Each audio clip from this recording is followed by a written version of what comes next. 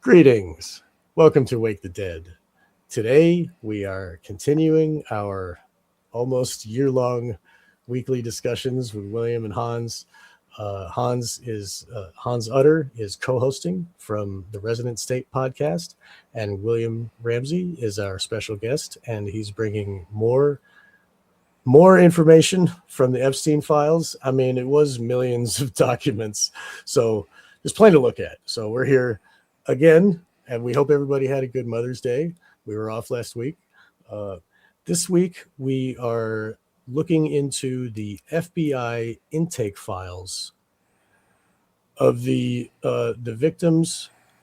Had a number to call to complain, and the government said, "Oh yeah, give us all your information, call us, let us know." And we're going to read what they learned, and we're going to see what kind of miscarriage of justice actually happened. So this is a very going to be great episode here with William, and we thank you very much, William, again for joining us, and we thank you, Hans, for co-hosting. It wouldn't be the same without you, so we're glad to have you both here. Thank you guys for joining us. Yeah, thanks. It's great to be back. And one thing we've done with the series is really going into the documentation. So we started out with this, release people will cover it. And even with the Epstein files, you get occasional bits and pieces here. But of course, due to the volume of material and then actually kind of going in line by line and the depth of it, and just to state, as we've covered at least tangentially, is that these tentacles reach out into education, right? Childhood development and AI governance. Okay. So this AGI is now really being pushed extensively. We have all these massive data centers being built all around the world. And AI is more and more permeating basic activity. So this is a major thrust of this as well. So just, not, I know thrust doesn't sound good talking about sex trafficking, but the the fact is that this really ties into this entire system that is attempted to be being unfolded, right? So we're looking. Hopefully, it's not going to come. I've started to see articles about food shortages, this and that, and the one other thing is that the interconnection. It's not only interconnected elites, again connected with governance of the society, the raising of children, but also what's quite interesting is that the I know I have to talk about the mass shooters, right? But what I discovered, so we're up to 184 mass shootings, 212 wounded, 710. 212 killed, 710 wounded, 1.34 per day. But mass shootings, there's all of these recruiting things online, right? So they're actually grooming people. There's a variety of these cults that kids are getting involved in, usually teenagers. And a number of these people have participated in the mass shootings. So this also ties into that aspect of grooming, right? We have online grooming, online recruitment. Not only for becoming a mass shooter psychopath, but also for sex trafficking as well. So this is all interconnected and interweaved. And then, of course, I'm sure Cash Patel is good to have a drink with, but not too much about the files. So here we are. So all right, and thank you, William, one of the great voices out there in the alternative media. He's been a real stalwart. So, Mr. William Ramsey, take it away.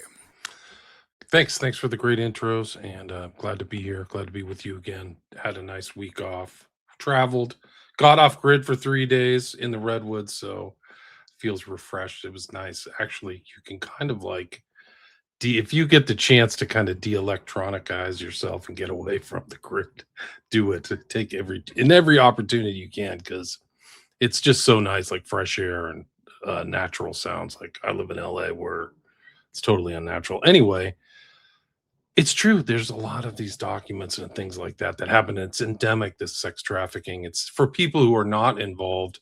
They're probably shocked at the enormity of it. And for the people involved, they all just have to keep it quiet in there. Like it's like a code of silence, a doctrine of silence, and maybe even a cult where it's like you just keep quiet about what you're up to. But this is a massive trafficking thing. There's all these intake documents. The first couple of slides that I have kind of describe how the FBI takes stuff in. There are two different sets. There's an NTOC, crisis intake, where somebody calls in, and then a 302, which is the follow-on. And I think the 302s kind of came up in some of the Trump Russiagate stuff.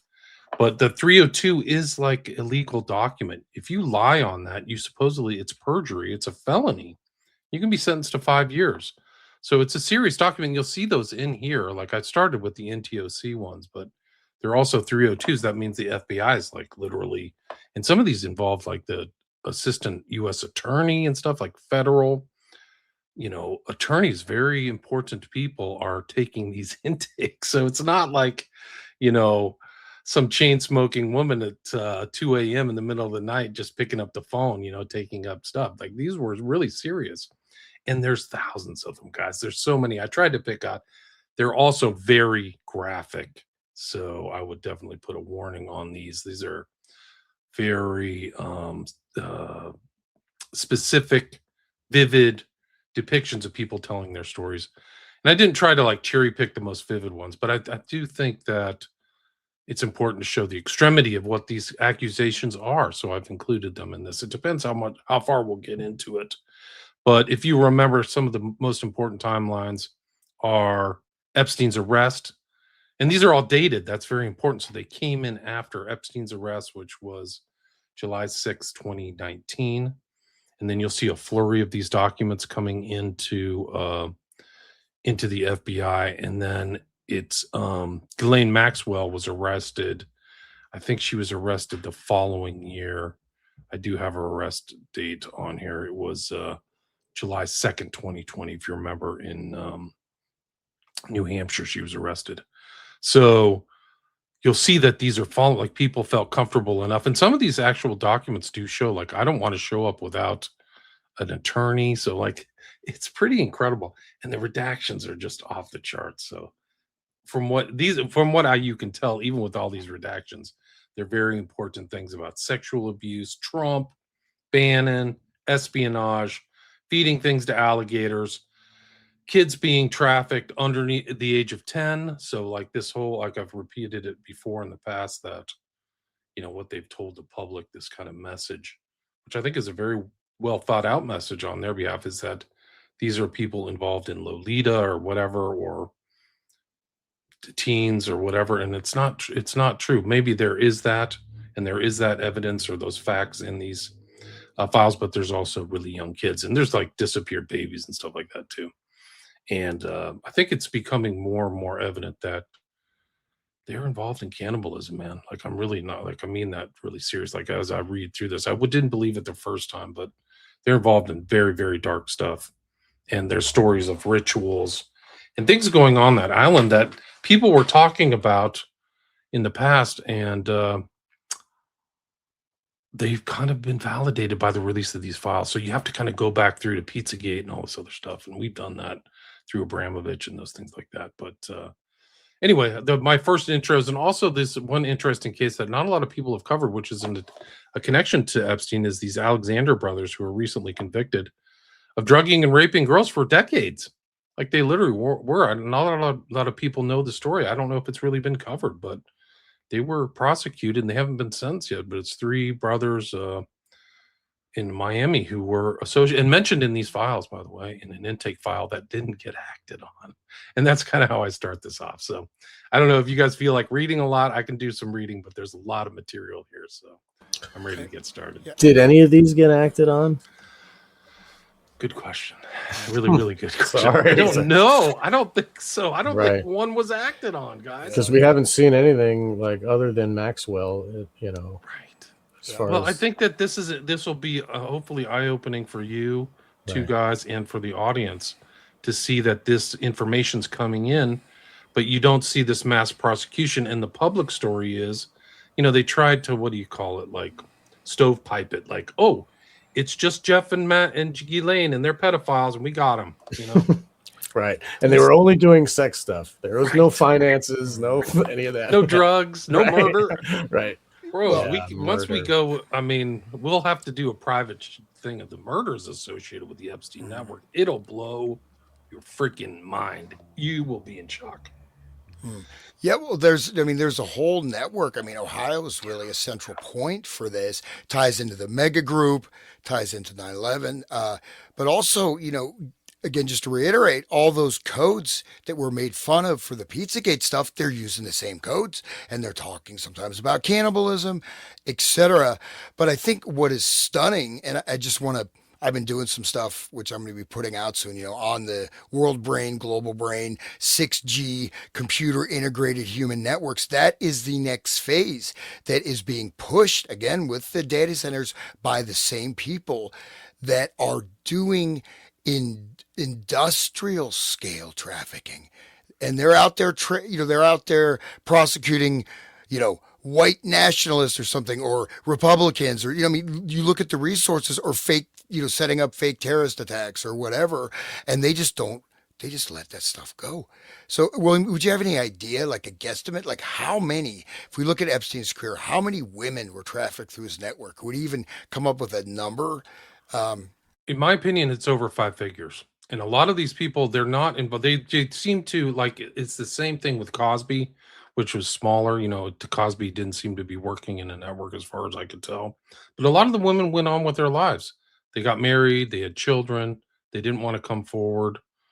And I think the Epstein's like that too. So you don't see the largest percentage of all these people coming forward. Some have like there are new people who showed up in Congress last week that I've never seen before, like some woman from Kazakhstan. Like, whoa.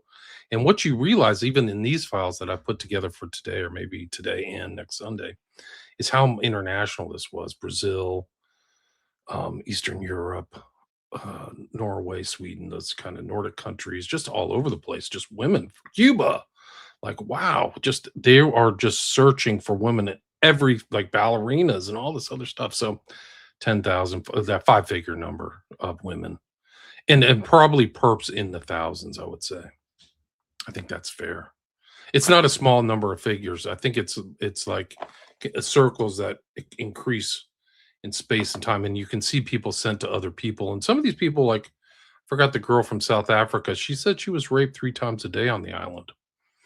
And there's more stories coming out, guys. It's really crazy, like the stuff, the ritual stuff, and that Jeff would like. The temple is like an epicenter, but there's a story that I read a while back that, like, I've read it in context, and apparently they would set up like a theater, and they had code word. They had this another code words. Is that theater was a code word, so you would read it like, we're going to the theater. Well, the theater was Jeff getting up on a stand saying stuff like Aleister Crowley, like, there are no rules here. Everybody is totally free. So it's like Crowley's idea of freedom. And then the orgies would start like that dark. Marquis de Sade, we Yeah, went to that yeah. Marquis de Sade, Yeah, but Salo. like the It goes back. Salo, yeah, the yeah, building in Salo where they all go to yeah. do the thing. Right. So I think that the island was like Salo, guys. And it may not have been that apparent to me even when we did that show. And I'll maybe I'll find it and find the story, and we can read it tonight. It'll just blow your mind, man. Like talking about like the Baal stuff. So on the island, they would designate somebody to wear the bullhead, and that person would be like the representation of the entity, almost like presencing from the Order of Nine Angles. And that person would walk around, and you'd have to obey. That was like their sport. Like, you'd have to obey the Baalists. Like the Baalists was like the god. And it Right. goes back to the whole like burning stuff and all those things. Like King for a Day, Yeah. also the whole Oh, stuff from yeah. just Just like that, yeah. yeah. Well, and that's we know, Sean. We talked about this some of the shows I did with you, Kilifat, is that these ancient cults are still operational. We Right. see it again here, and they're choosing Baal, right? And just one thing again, how pervasive this is with the culture. I mentioned these online recruiting, all this stuff. Even you have the voluntary sex trafficking, like whatever. You know what I mean? All these girls that are just like doing this porn stuff. So, and the thing is, they talk about feminism. They don't give a damn. Look at the number of rapes in Europe. They don't give a damn about that. Yeah, Right? they tell the women to get better shoes so they can run away. They don't tell them you should have a gun or like, bring your man or whatever. They just get some good shoes. Hmm. So when you get attacked, you can run faster. Like, wear your sneakers out, or like instead of your high heels. Like, okay. Just say one last thing on the ball thing. So again, permeating the culture. So Marilyn Manson had a lot of songs telling his fans to cut themselves. This cutting is something that was done by followers of ball. They would cut themselves in these ceremonies. So this cutting practice that's come through a lot of like popular music, popular culture, and going through various, mimetic warfare avenues like these things. This is a part of ball worship. It always has been for millennia. So this stuff is still active and it may be slightly obscured, but they're directly referencing it. They could still do the same thing and, make it like Lord of the Flies. No, they're doing ball. They are invoking these same demonic entities or whatever you want to call it. It goes back to the Old Testament. If you hear about Elijah contesting with the priest of Baal, they were down at the river and they were doing their rituals, bloodletting. They were letting their blood. That's how they summoned their entities. And then Elijah pours the water on the logs and says, I think it was Elijah, pours the water, and then the priest of Baal, and then the fire comes down. And then Elijah takes them down to the river and slits the priest of Baal's throats. Like, it's a little pretty graphic. It doesn't seem very little bloodletting of his own. Old Testament. Yeah, right. Bloodletting. But that blood is the power of life, just like the sex magic, it's blood magic too. And so that's the same idea when they're raping kids. It's the sex magic is like stealing the essence of their energy, of their life force. It's the same thing when you're taking someone's blood, you're draining their life force, right? Right.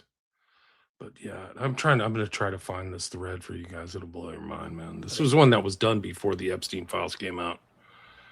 Anyway, I guess we can just start with this. Like, I tried to just go back, like I stated at the intro, the times and dates of everything. When Epstein got arrested, this is July 8th, but I think he was arrested on 6th at Teterboro.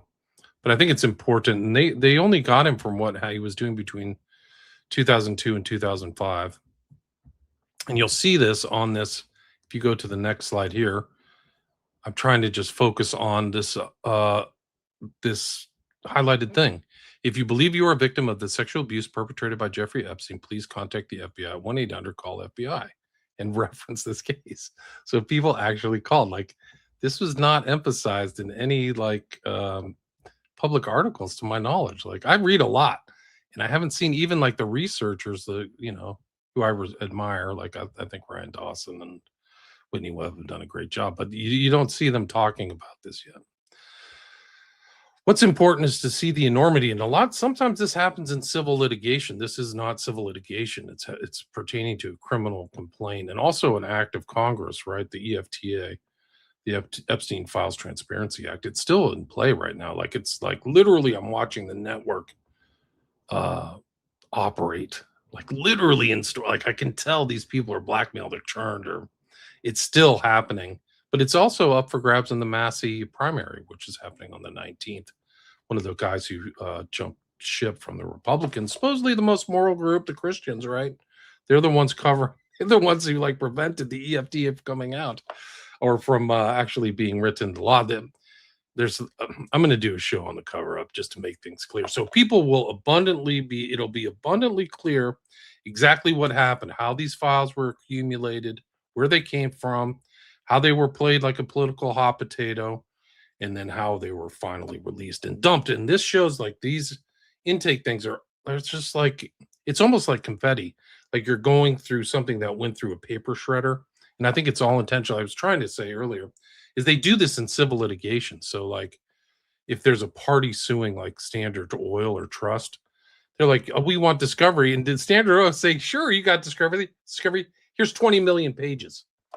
And that's what they did with this, is like, they're just drowning people in like massive amounts of documentation, repetitive documentation, redacted.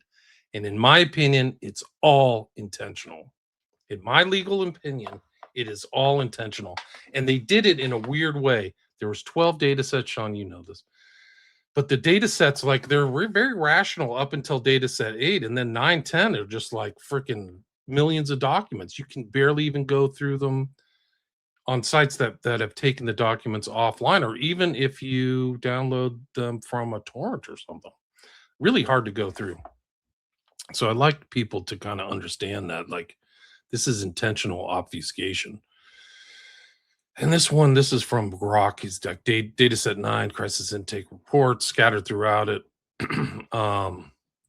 So that's it. But there is a different, one of the things is the differentiation between the 302 and the intake form. So the 302 is kind of like the follow on to the intake, which we can go over those as well. But it just shows the mechanics of the FBI moving through stuff. And it shows that the FBI thinks it's legit and it's worth calling the person back. You know what I mean? And following up on this thing, because anybody can make a statement. But then when the FBI is like, okay, that's one we need to follow up on. And so that means it gives it more gravitas, right? Like you were saying that they can't lie on this. They go to jail if they get caught, There's more gravitas, right? Exactly. Like they're actually, the FBI, the rank and file FBI are doing their job, it seems like. But here it's USC, so it's a federal statute, 1001. False statements to the U.S. government is a federal felony. You don't even have to sign an oath or anything. No document. It's just material. 5-year in federal prison penalty with fines up to $250,000. So it happens. Like Martha Stewart got busted for that. And that's right. Michael Flynn's 302s were questioned. So, and it's even up today. They're asking for phone calls for sexual predators. This is actually from April 12th, 2026, the same kind of number. This goes back to Epstein. Same thing. Call FBI. And then the field officer, this guy's O'Neill. This was something, remarks that he prepared publicly. And if you remember when Epstein got arrested, there was Joffrey Berman, who was the attorney, the federal attorney, for the Southern District of New York. But they had, they're like, and Joffrey Berman's literally pointing at a thing saying, call this number, right? And so what we're going to get to is these people who actually called the numbers. Like I said, I keep repeating myself, but I'm just trying to emphasize it. So there it is right here on the bottom. Call the number, 1-800-CALL-FBI, right? Let's see. Today I'm asking everybody to take a good look at this man. If you've been victimized by him in any way or have any additional information about his alleged illegal behavior, we want to hear from you. Whatever age you are now, what age you are then, no matter what and where the incidents took place. Your bravery might just empower others to speak out about crimes committed against them. They're all intimidated too, by the way. So then it's July 2nd, 2020. And you can, in this thing, you can kind of figure out the FBI standard form, FD 302, used to document and summarize formal interviews, just like you said, John, conducted by agents with the witnesses, victims, suspects, or individuals. It's includes details like date, location, participants, what was said. So you just see all this stuff. And there's like a difference here between crisis intake. But we're going to go to these two brothers who a lot of people haven't heard the story about, the Alexander brothers. This is a recent trial. These are luxury real estate brokers, so they're kind of in these elite circles. They're in the Epstein files, and they're in the intake stuff too. And you'll see the date. But they were just convicted.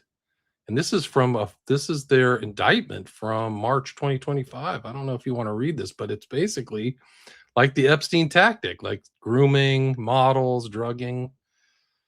I don't know. Do you guys want to read this indictment, or should we just scroll through it? You do? Okay. Sure. You have a copy of that, so this is page 1. This is all public documents, yeah. Okay.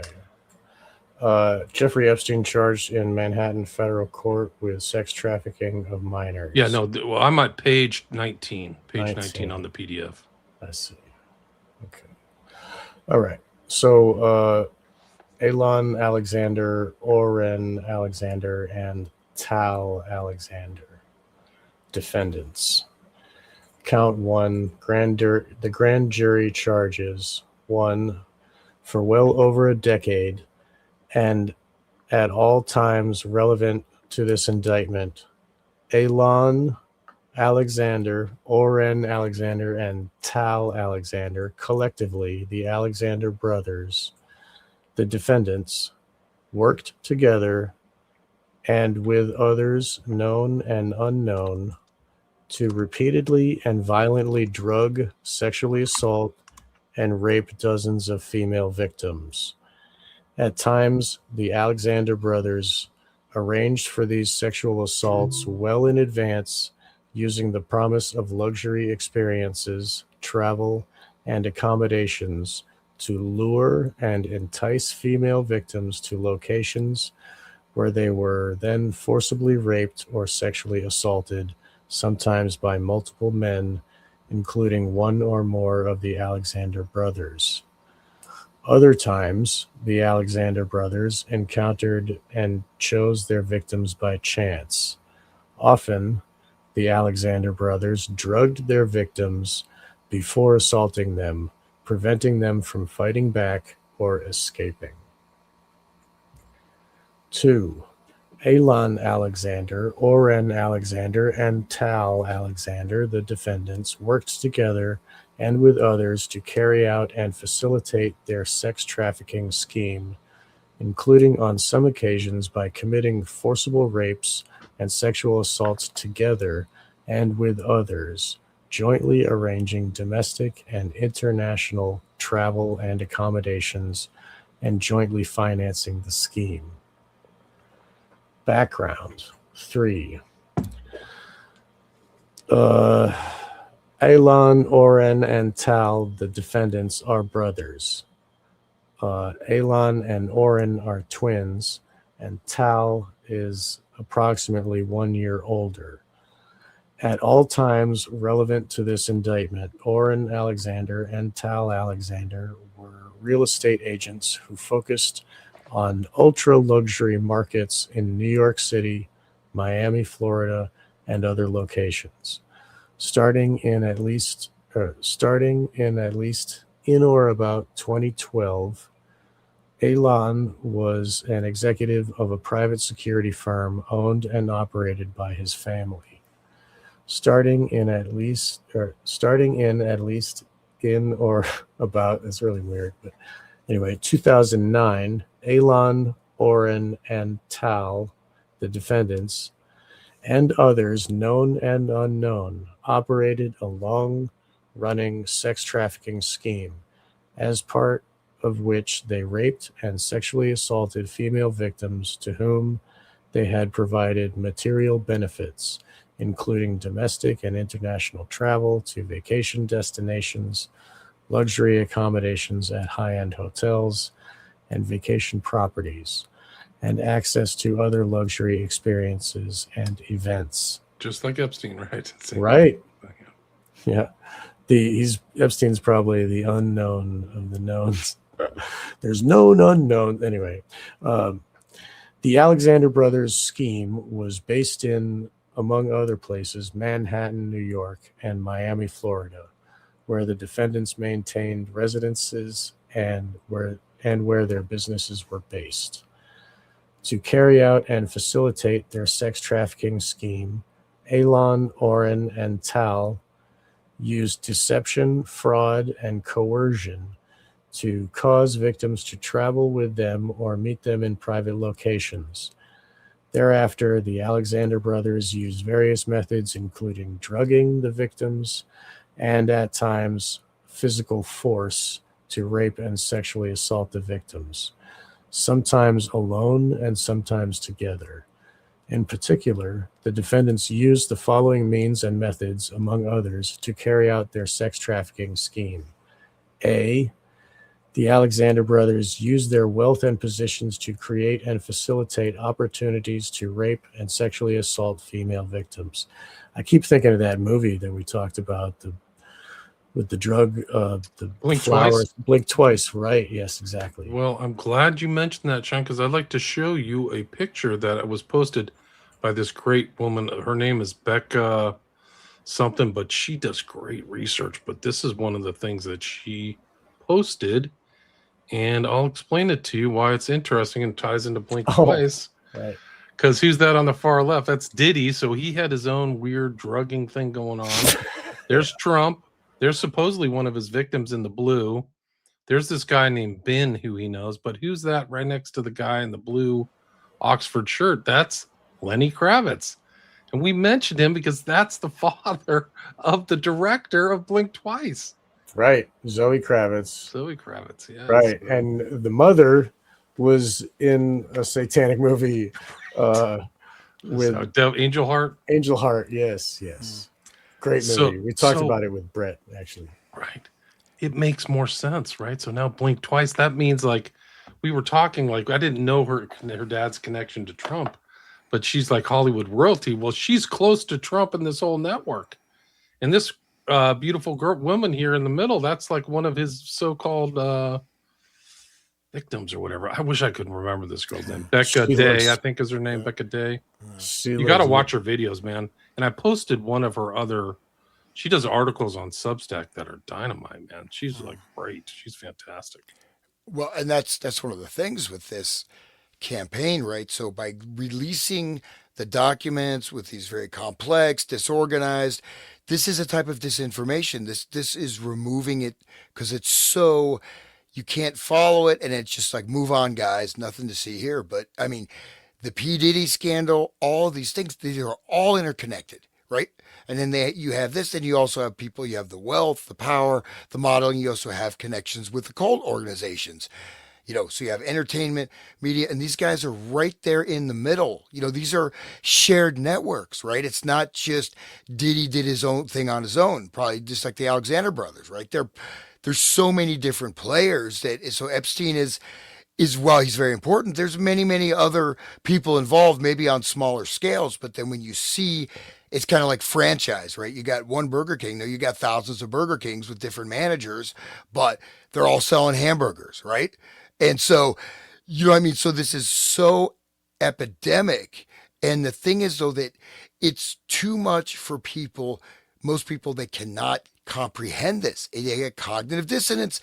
You shut down and you can't get through the media. You get enough things, you get a few blurbs, and then just move on to the next story. Well, this is the infrastructure of, again, the people promoting global governance, AI governance, the people promoting whatever, Iran war, this and that. I mean, the new virus, same people behind all these activity streams. And then just one last thing on law enforcement. This stuff is just softballed. I mean, after decades, people get caught. P. Diddy abused how many people? There was no complaints? No. This went on for years, and there were many complaints, but nothing ever happened. And just an example, though, of this disparate policing in UK, I think it was yesterday, this 18-year-old kid got stabbed to death 7 times by the Sikh guy with a sword. And they handcuffed him because the Sikh guy said, he was racist. And they let him bleed to death. They handcuffed him and let him bleed to death on the ground. They arrested the victim. They arrested the victim and let him bleed to death. That is the policing we have right now. Stabbed in the lung. Yeah. Right. Yeah. And so just to bear in mind, I think we want to get the visceral nature and the interconnected nature, cinema, movies, television, politics, finance, high academia, research, high-tech research, pharmaceuticals, whatever. It's all connected, or a lot of it's connected on these networks.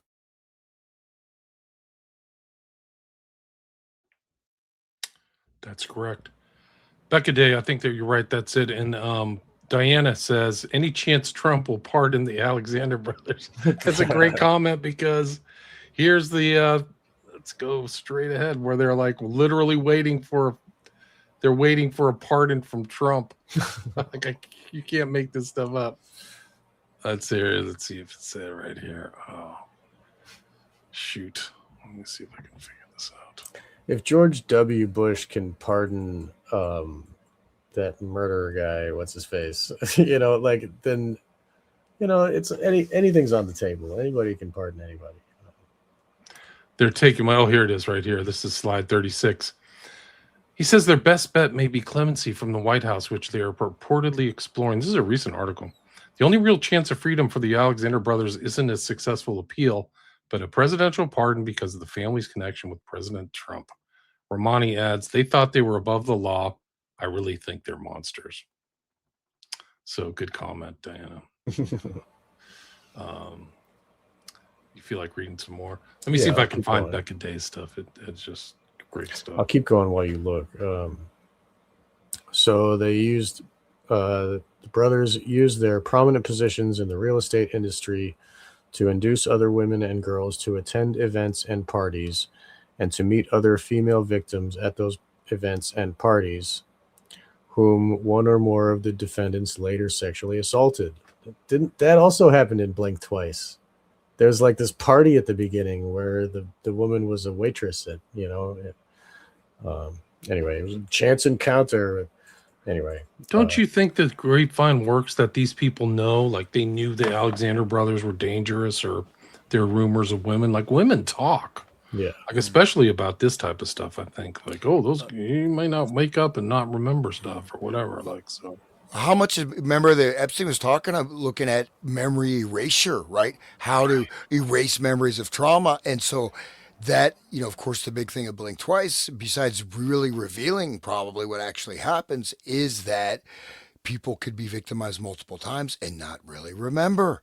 They feel a little weird. I mean, eventually they put it together, but I mean, this is not only through drugs, through trauma. I mean, I think that's a big part of it, is to, erase their memories. Satanic ritual abuse, anyone like ding, ding, ding. It's erasing the memories, and the memories flood back in their 30s or something long after they're done with these victims. This is the girl Substack. Please check her out, Becca Day. I'll put a link in my show notes. Very worth your time. And some of these articles I've never heard. Like this girl is race. I've never heard her name. Like some of these people are coming out of the woodwork. Like I don't even know who some of these people are, but they're all like, just like Hans said, you just see the same names and faces. And this is like literally, she's with a Rothschild right here, and that's the guy who runs the hotel in Hollywood, the famous one. I can't remember. It's on Sunset. Shoot, somebody in the show notes will know it. Yeah, she has great articles, and they're good reading. They're really good. So anyway, sorry. It's great. I hope you get her on the show, your show. So do I. That'd be good.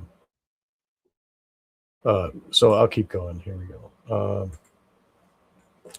At times, the Alexander brothers used social connections or the guise of starting a relationship to lure and entice female victims to meet with one or more of them at a public place or group event, or to travel to meet one or more of the defendants. On multiple occasions, the defendants, alone or together, then sexually assaulted the female victims, sometimes within hours of their meeting. Immediately following the sexual assaults, the defendants sometimes offered the victims material items, including travel, concert tickets. Oh, I'll get you these P. Diddy tickets. Just don't say anything. It's disgusting. Backstage, and here's a backstage pass to meet Diddy. Right. After I raped you. Let's go hang out with Diddy. Yeah, call dude. Diddy. How many of these women have been like abused in multiple occasions, like Virginia Giuffre or something? Right. Yeah. And like they're a commodity to be traded amongst each other, Some trips and events were organized by the Alexander brothers well in advance and involved domestic and international travel.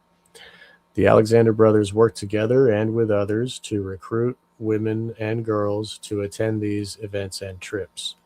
The defendants, at times with others, shared photographs of women and girls to select those they found sufficiently attractive to invite.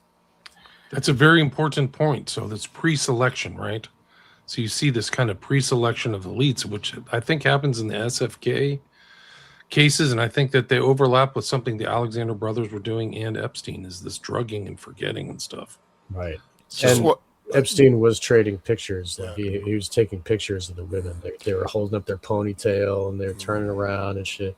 Go ahead. Sorry. Voluminous, bro. There's like hundreds of thousands of pictures that were released. Some are redacted, but like they said, I was reading something the other day. They haven't. I guess for Ghislaine Maxwell was a real photographer, and they haven't released any of her pictures yet.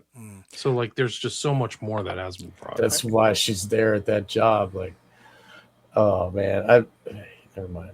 Go ahead. I wanted to say that, with what I've been researching these, online cults, again, recruiting, the mass shooters, but also the sex trafficking. One of the big things they do is they get them to take pictures and then they blackmail them with the pictures they've taken and force them to do more sex acts and, this and that.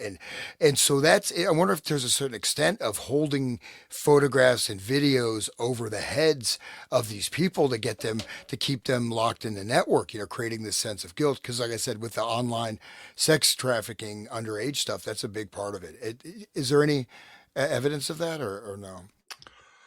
Not to my knowledge, but there's a lot of pics being shared in the Epstein files. So they're definitely doing something like the Alexander brothers. Like, I got one from Eastern Europe, 18 years old. Here's a pic, but the pic is redacted or it's not included. Um, so I think that that's kind of like they're like a pedophile, like they have those pedophile networks where they share CSAM with each other. So I think these kind of elite sex traffickers do something like that. I think the evidence shows that, the facts show that. Right. Great comment here by Deb. The interesting connection with Blink Twice is Carlos Slim. His museum is shown at the beginning of the film. I was not aware of that. Slim funded Sound of Freedom and worked with Tim Ballard. Well, there are rumors about Carlos Slim and some of his private parties, which are a lot like Blink Twice. So it makes perfect sense that they filmed that in a museum. Wow. I cannot even believe this. So, like, I'll show you It the also Carlos had Slim that- information. It also had art from the guy who did The Thinker. We were talking about that. It had the arch or the doorway. We talked about that in the last show, the art show. Rodin, who was actually Rodin, right. who was an occultist, right? So he was into spiritualism. He was connected with the That was in the film. Yeah, so that Rodin ties into, of course, we saw the gates of hell, right, and all that stuff. And again, he tried to channel whatever, to what extent, I don't know, but he was definitely involved in spiritualist circles and tried to, bring to life, things that he felt he connected with in his seances or whatever. So these are all, and then again, what we have is this revelation of the method where they show the revenge, right, at the end of Blink Twice, but actually these are the people that are doing it. Yeah. And they're showing it, and then they have this sort of, the girl goes and kills everybody and whatever. It's empowerment, but actually the people involved in that are doing it. So this is what makes it another. Yeah, I mentioned, I think 2 weeks ago, the mockers, right? Here we are. We'll show you, and we're part of it. And here's Right. Carlos Slim. So this is just part of the same type of game, right? Right. Yeah, the thumbnail that I used for that Blink Twice episode was Haley Joel Osment in the pool after he gets stabbed in the neck, and he's wearing the Lolita glasses. And it's like, and what is he famous for? That line where he's like, I see dead people, It's like a little kid and he's like, oh, I see dead people. But then what is he seeing it through? The glasses of the Lolita, the cover of Lolita. And those glasses, like the hearts, they represent child sex. Like that's what those heart glasses are. It's just Lolita glasses, and he's wearing them like to be silly. And then just that, like right there, it's really interesting how she put it together. I think Zoe Kravitz is a really good artist. I think she did a good job. Yeah. I do too. I think it's a pretty good movie. I give it a 4 out of 5. There's so much more in there because after Epstein got arrested in July, one of the books we have his records. He bought an annotated Lolita, and he knew the kind of inside kind of ball game that was in Lolita, much like the film has the symbols and stuff, ping pong. I think he knew the kind of what Nabokov was kind of putting in there, something different than a superficial reader or something like that. Like he knew what some of the secret meanings of what Nabokov was putting in there. Nabokov was abused by his dandy uncle. Makes perfect sense. The and then one of the interesting ties, I think I mentioned another one, is that the guy who worked under Nabokov, his last name was Epstein too, but his Jay Epstein was a friend of Jeffrey Epstein. And Jay Epstein became like a JFK specialist and writer, but he's chatting with Jeffrey Epstein all the time. They are friends. They are intimate friends. So it's a direct tie between Epstein and Nabokov. It's not 6 steps. It's like 1 degree of separation. And like all of Nabokov's books feature child predation, like child attraction to young girls, like all of the books.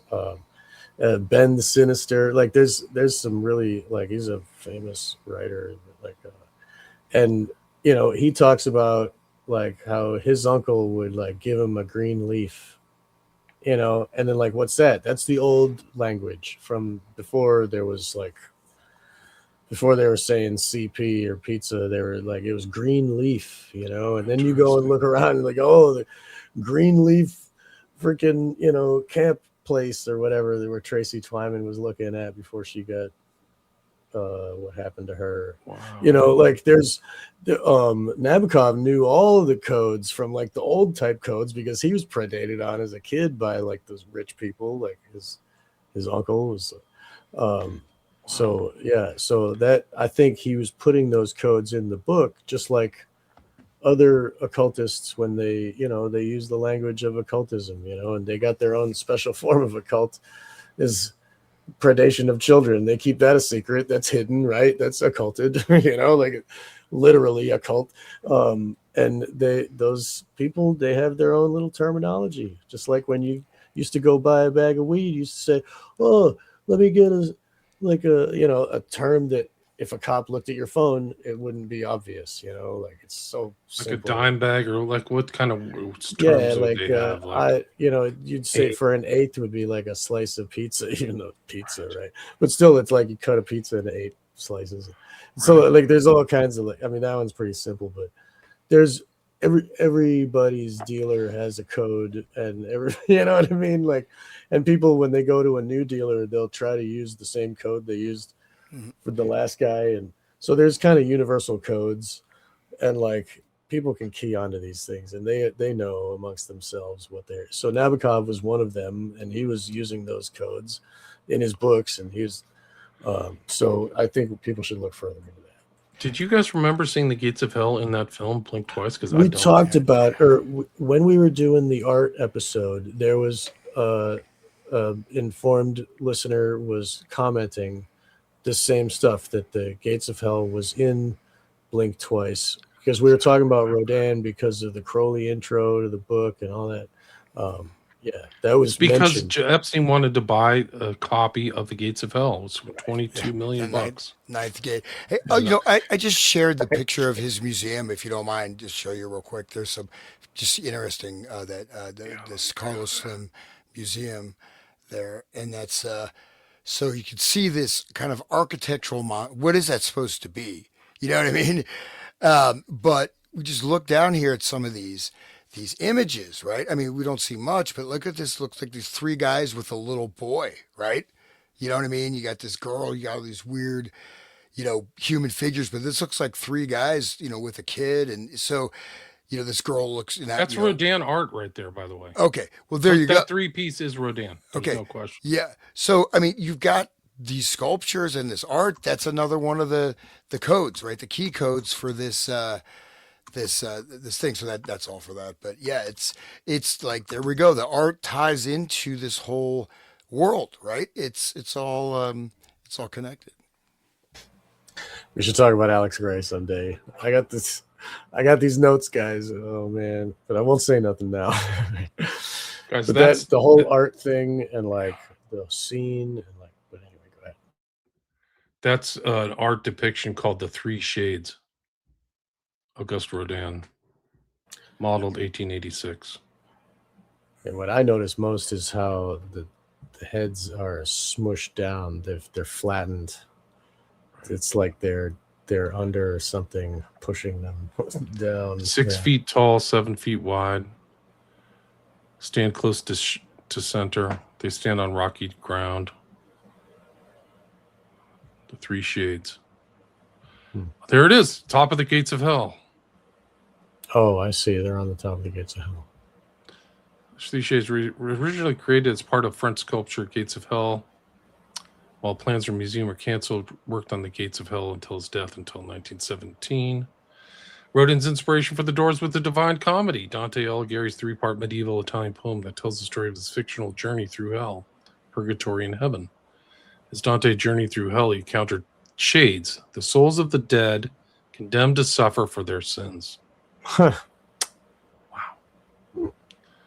If anybody can find a clip or like a screenshot of the gates of hell in Blink Twice, please share it. Yeah, next week, please. Yeah. Share it now. Send Well, it to yeah, me. or that. Yeah, right. But Yeah, in the art thing, I did mention like one of the functions of art can also be a type of coding of information for insiders, right? exactly. So by showing that in the film, you cue people in who are part of it that, hey, you know what I mean? So you're giving, and most people aren't going to notice that, or if they notice it, they're not going to know its connection with this stuff. They won't, you know what I mean? It won't have any special meaning, but you tip people off. You create this like hidden coded language, right? Um, That's right. Yeah, that really that's one of the reasons why they occult it from us is so that we don't know their hidden language, because they're speaking it in the open. Anyway, uh, the defendants and other girls trips social media. Let's see. Where we're on, like, I think we made it to E, but before we get started, I want to just share this Carlos Slim anecdote because people have seen this is unbelievable, guys. They've seen this picture of this woman having like a mental breakdown about them eating people. And I'll show you. Yes, Spanish. That's related woman. to Carlos Slim, Sean. Really? Yeah. Oh wow. Yeah, Wow. let's check that out. Wow, yeah. So there she is, Mexican model Gabriela Rico Jimenez. Appeared in a viral She's video gone. claiming cannibalism, murders, and elite rituals at a Monterey party tied to Epstein's network. She's quickly arrested and disappeared. Rumors about elite dinner parties hosted by Carl Slim largely stem from a viral 2009 incident involving a Mexican model who made unverified claims about secret elite societies. There's absolutely no credible evidence, legitimate journalism, or official documentation to support these dark conspiracy theories. That's Google's job. Are you going to get any official documents like, yes, they were eating people at 9:35 p.m. Like, They killed people. They ate human flesh, right? And Right. there's that other movie, Sean, you familiar with, where the guy, his friend has this job, like elite chef job, and he goes out, he gets all this super amount of money, and his friend calls him to work with him, and it turns out it's a human flesh feast, right? Right. And his friend kills himself, then he takes the role. So he gets all this money, but he has to do these elite dinner parties, and they actually have to go hunt the victims. The chefs do, but they cook them with we have people coming from all over the world, and they're paying Right. millions of dollars for these meals. And here we go. Like the Kurth Barker's testimony in his book. Like Kurth Barker talks in Cannibalism, Blood Drinking, and High Adept Satanism. There was they would have these parties where the guy, the host of the place, the rich guy, he was vegan the rest of the time. The only meat that he did eat was humans. And they would get people like Mexicans or whatever, but they would also get like important people, and they would have like high people that are like high in society. That, I guess this guy didn't eat the Mexicans. There was the other ones that would eat the Mexicans. Not that they're bad or anything.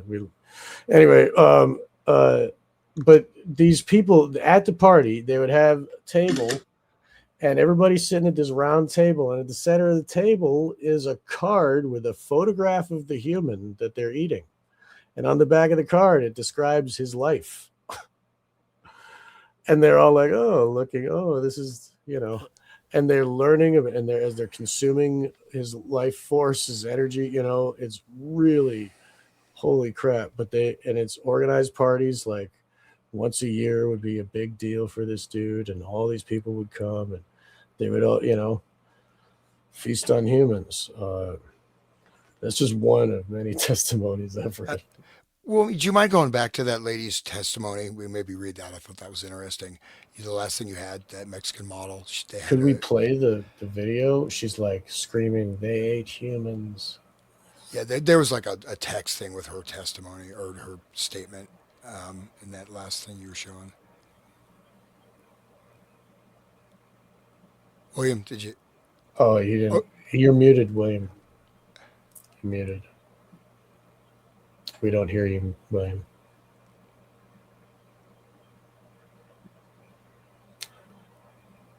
All right, this is it. What did I think that there is a YouTube clip? Oh, there she is. Can you hear that? I didn't hear nothing. What?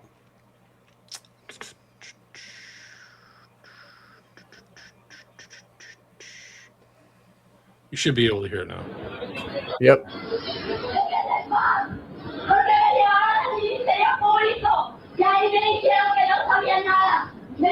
I can't play this on my thing.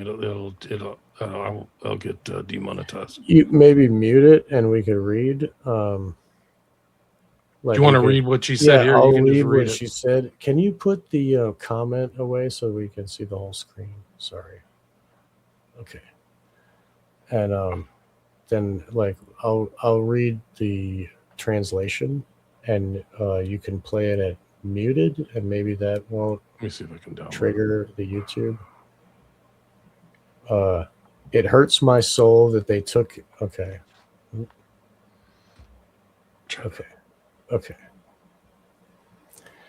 That'll work. I wanted my freedom. Monterey freed me, but it cost me a lot of work. I was in Mexico City for a year and 4 months. All this began in mid-2001. I barely remember. They were young and powerful, and they killed them. I've been knocking on doors. What I wanted was my freedom. I want my freedom. Carlos Slim knew about this. I want my freedom. It hurts my soul that they took him away. Police, and this is where we start to see on the video. Leave me alone. They have already taken me to the police station, and there they told me that they knew nothing. They took me to the general hospital. She points at officers. You were there.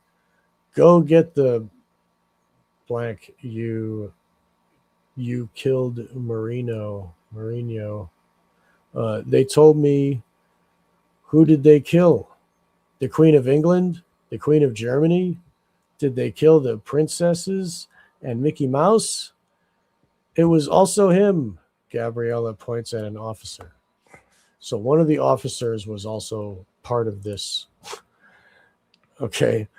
So that makes sense, of course. So what? Nothing is going to come here? The people where you come from are crazy. They killed a lot of people. Death to that kind of human. Go away. They ate humans. Disgusting. They ate humans. I wasn't aware of anything. Of the murders, yes. But they ate humans. Humans.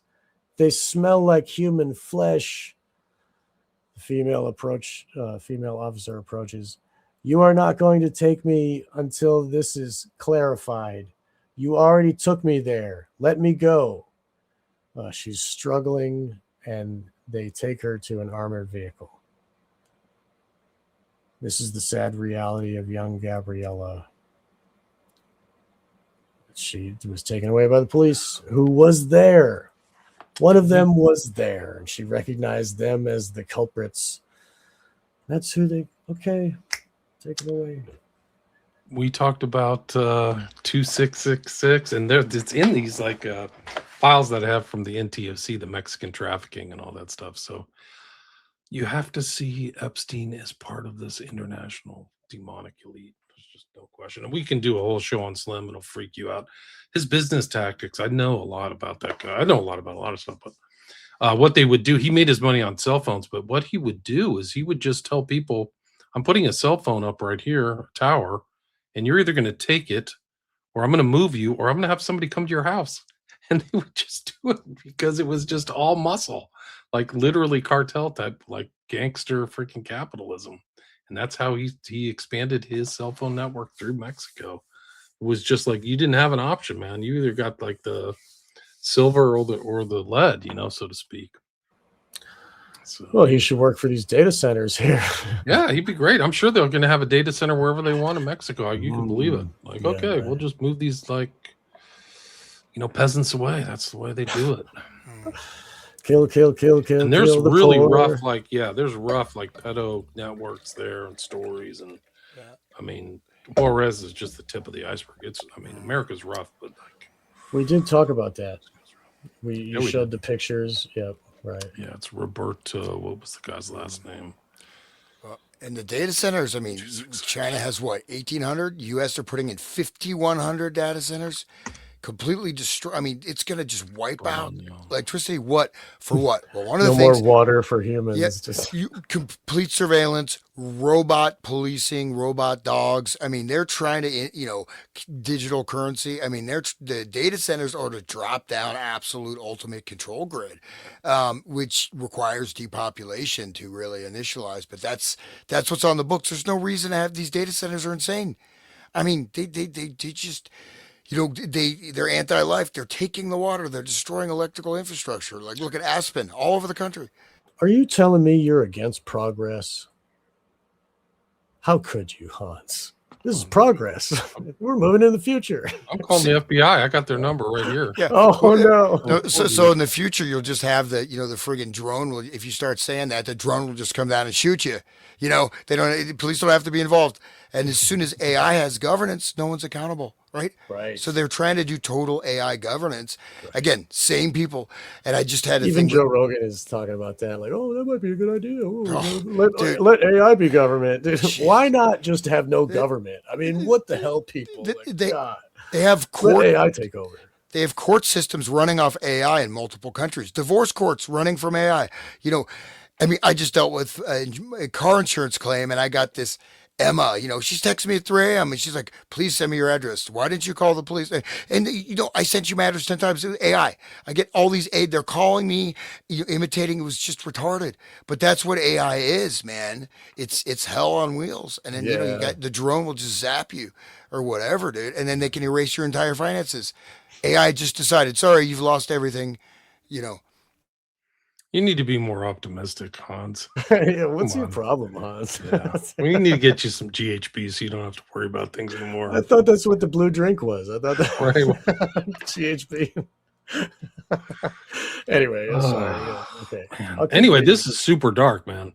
Yeah. I mean, Epstein's super dark, guys. It gets really freaking dark. It's really horrible. You got to be drinking GHB to take this information. Yeah, well, this is right here. I mean, the next paragraph of this thing is GHB. Oh, here we go. Okay. Yeah. All right. So we're down to E. In addition to inviting women and girls to their events directly, the Alexander brothers and others worked with party promoters to arrange for women and girls to attend events or travel with them in order to ensure that there were a sufficient number of women and girls present.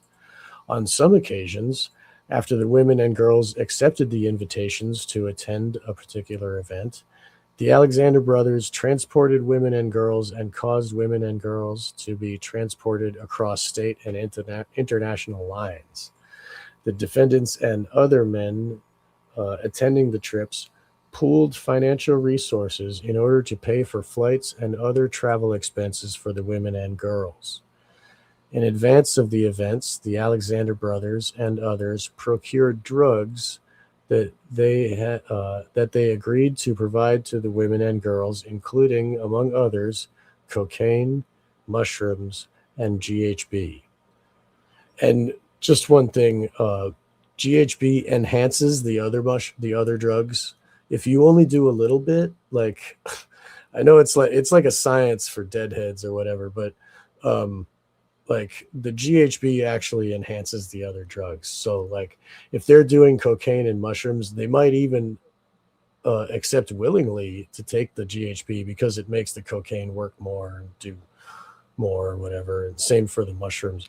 So, but then they can, like, one little drop will make you have fun, but then like 2 or 3 drops will put you on the floor and you don't move for 12 hours and you feel everything and you're aware, but you can't move your body. I mean, so like the dosage with GHB is like incredible. You gotta know what you're doing with GHB. So I'm just saying that it is used by drug users. It's not just for raping girls. Like, you know, they could be saying, oh yeah, I'm getting GHB just because I'm doing a lot of cocaine and I want to do, you know, whatever. That could be just because they're party guys and, oh, GHB, that's normal for party guys. That I'm just saying. So, but it is totally, it turns off the body.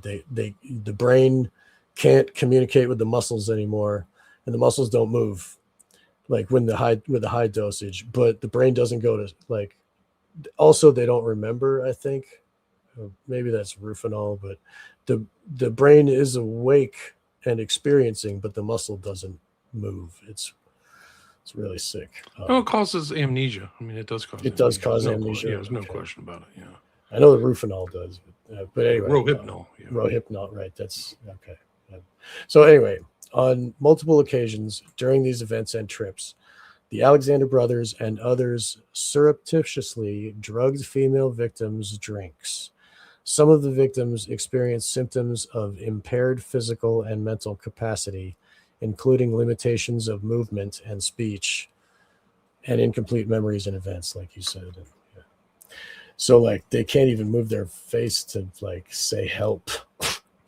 It's like being trapped inside. Go ahead. This prosecution's interesting too because they admit that there are other people involved, so the defendants and other men. So you see this network and also these three guys. They think they're the only ones that were tried and convicted. So what's up with the other people in the network? Much like the Epstein network, which they're part of, in my opinion, part of the Epstein network. Right. I'm sorry. I just glanced at the comments and go ask Sean or Alice. I'm a deadhead and I've never done GHB. Grant, I've never done GHB either. Okay. So like, I just know about it. It's not to say that I'm somebody who does that. Go ask it. Go ask Sean when he's 10 feet tall. Right. Yeah. And then blame Sean when it all goes wrong. Right. That was I ran a campaign. Everything wrong, I blame Sean. I can blame Sean for my wacky lighting. It's your fault. It worked for a little while. Yeah. It worked for me. Anyway, so GHB is a nightmare for the victims that get a big dose. And, so it's used for bodybuilders to like help their muscle relax, because a lot of times they'll do steroids and then they gotta like make it stop, you know, like, so they even inject, like, it's crazy. But it's part of your whole, makeup. It's endogenous. Oh, it's endogenous, right? Yeah, yes. It's produced by the brain, right, which makes it harder to trace because there's always trace amounts. So you have to test within like the certain time frame to find something anomalous. And that was kind of one of the biggest things about the first book by Gilbertson and Gannon, which is Case Studies in Forensic Drownings. They really found these high traces of GHB, but they had to really test for it. They really kind of like, it was one of their kind of central kind of impetus, their central kind of focus elements of that book was to try to see how many of these guys were dosed with GHB, and they found a lot of them were dosed with GHB. Well, that's how you keep a strong male for many days as a victim. You know what I mean? Like, these dudes were athletic and stuff, and that people should look into Williams' research with the smiley face killers. That's SFK he's talking about, if you haven't heard. But this is like these kind of things are like interesting because they do rhyme with the whole SFK, the pre-planning, the kind of, I'm going somewhere else, I'm traveling to another place. So it seems like these guys are smart, like Epstein. I'm moving from jurisdiction to jurisdiction. And I think that's happening in the smiley face killings too. Right. Okay. Do you want to continue reading? I'm going to go make myself a cup of coffee. Yeah, sure. I can reach on. Go ahead. Yeah, take over, bro. Okay. So H, the Alexander brothers, sometimes acting alone, sometimes with each other, sometimes with other men, forcibly raped or sexually assaulted their victims. At times, defendants physically restrained and held down their victims during the rapes and sexual assaults and ignored screams and requests to stop. 6, the agreement between Elon Alexander, Oren Alexander, and Tal Alexander, those don't sound like normal American names, really, but anyways. The defendants encompassed numerous other acts of sexual violence, in addition to sexual assaults during planned trips and events. On numerous occasions, the Alexander brothers drugged and raped or sexually assaulted female victims they encountered by chance, including women they met at bars, nightclubs, social events, and on dating applications. The Alexander brothers similarly carried out these rapes and sexual assaults by, among other things, drugging and incapacitating victims, taking victims to isolated locations, physically restraining victims while raping and sexually assaulting them alone, together, or with other men, and ignoring victims' explicit demands to stop. So that's pretty. There we are, right? Yeah, it's like there's no disputing. Oh, she liked it. Like, she wanted it. Like, no, she's screaming and you're holding her down. Right? True monster, right? Yeah, I guess read the last one. Statutory allegation 7, from at least in or around 2009 up to and including at least to in or about 2021. So it's a pretty long run they had. And it sounds like they're just showing up at nightclubs and grabbing women. And I mean, they are, they're doing it everywhere, right? It's not just they recruit them.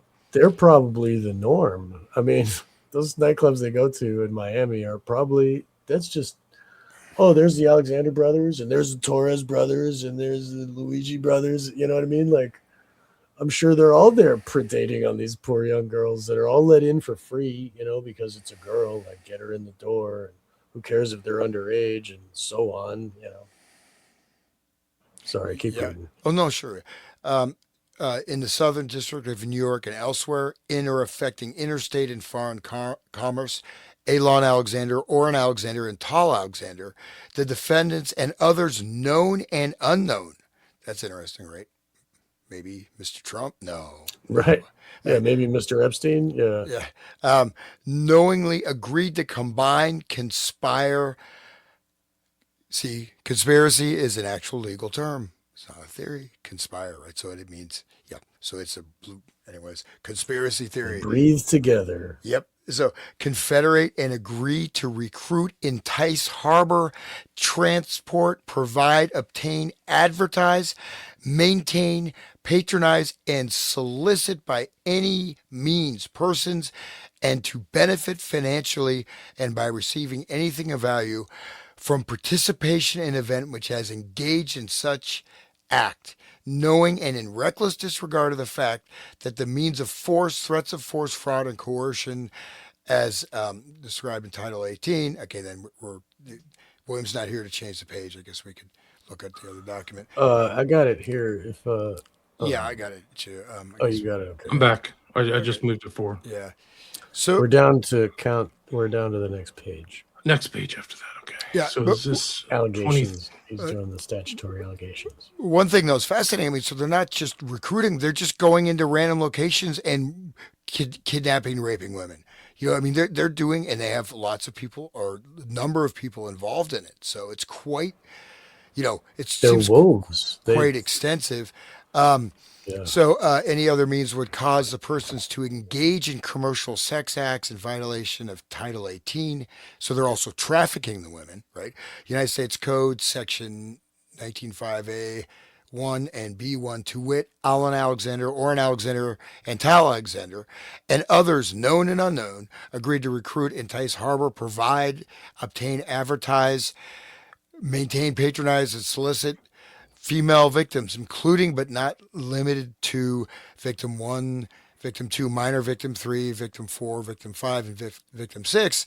I don't know if we want to keep reading that, but it sounds like fraud, coercion, pimping, so pretty intense. I don't know if you guys want to go through all the documentation, but it looks like, they're really, there's other people involved, right? They are part of some type of network, and they did it for almost more than a decade without getting touched. Right. Wait till you see the FBI doc. They said they started it in high school. Like, some people were making allegations that these guys were doing it for 20 years. Can you believe it? Crazy. It's just what this document says. Another document says something different. Should we continue Yeah. reading? Okay. If you want to read or whatever, we can just. This is a long doc. We can see the counts are 9 counts. They're going to forfeit stuff, substitute assets, and this is from May 8th, 2025. If you want, we can pass through it or read the rest of the counts. It's really up to you guys. What do you guys want to do? I think we could pass through and move on Okay. to something else. But I think we got the gist of it. But again, I mean, this is part of this behavior, right? And again, just to not only recruiting, but just going to a coffee shop and picking up a girl and raping her. I mean, they're really, and they're getting away with it for a long time. You think you do that once? I mean, it's not that hard to find out. You're in a public place. They have security cameras. You have multiple people in that public venue, and these are people taken forcibly, not those that they recruited. People are drugged, taken forcibly. Very easy to trace that, especially when you do it all the time.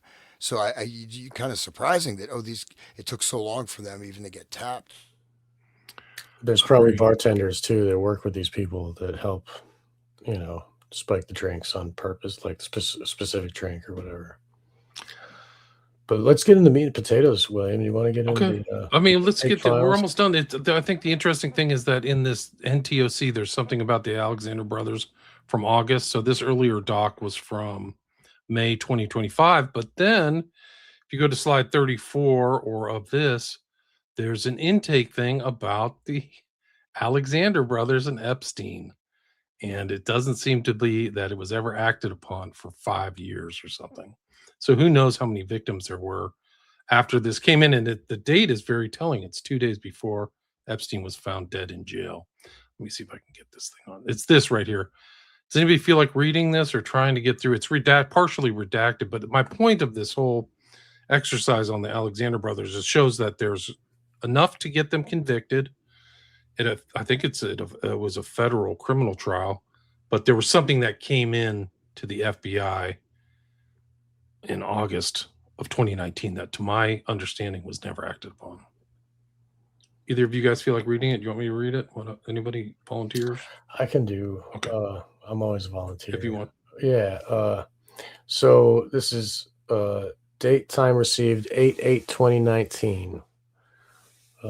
Details on blank Eastern time, protected identity. Called the FBI National Threat Operations Center, NTOC, to report being sexually abused by Jeffrey Epstein and other powerful men in New York. Blank provided the following information. She was modeling in 2015 at the age of redacted when she met Epstein. She attended blank parties at Epstein's residence in New York. During one of blank, once Epstein asked blank to take off her panties. When she didn't comply, he said, "It's fine. I'll pay you $500. Blank complied because she thought he was a very important person. In 2016, Epstein slid his fingers up her dress and fingered her.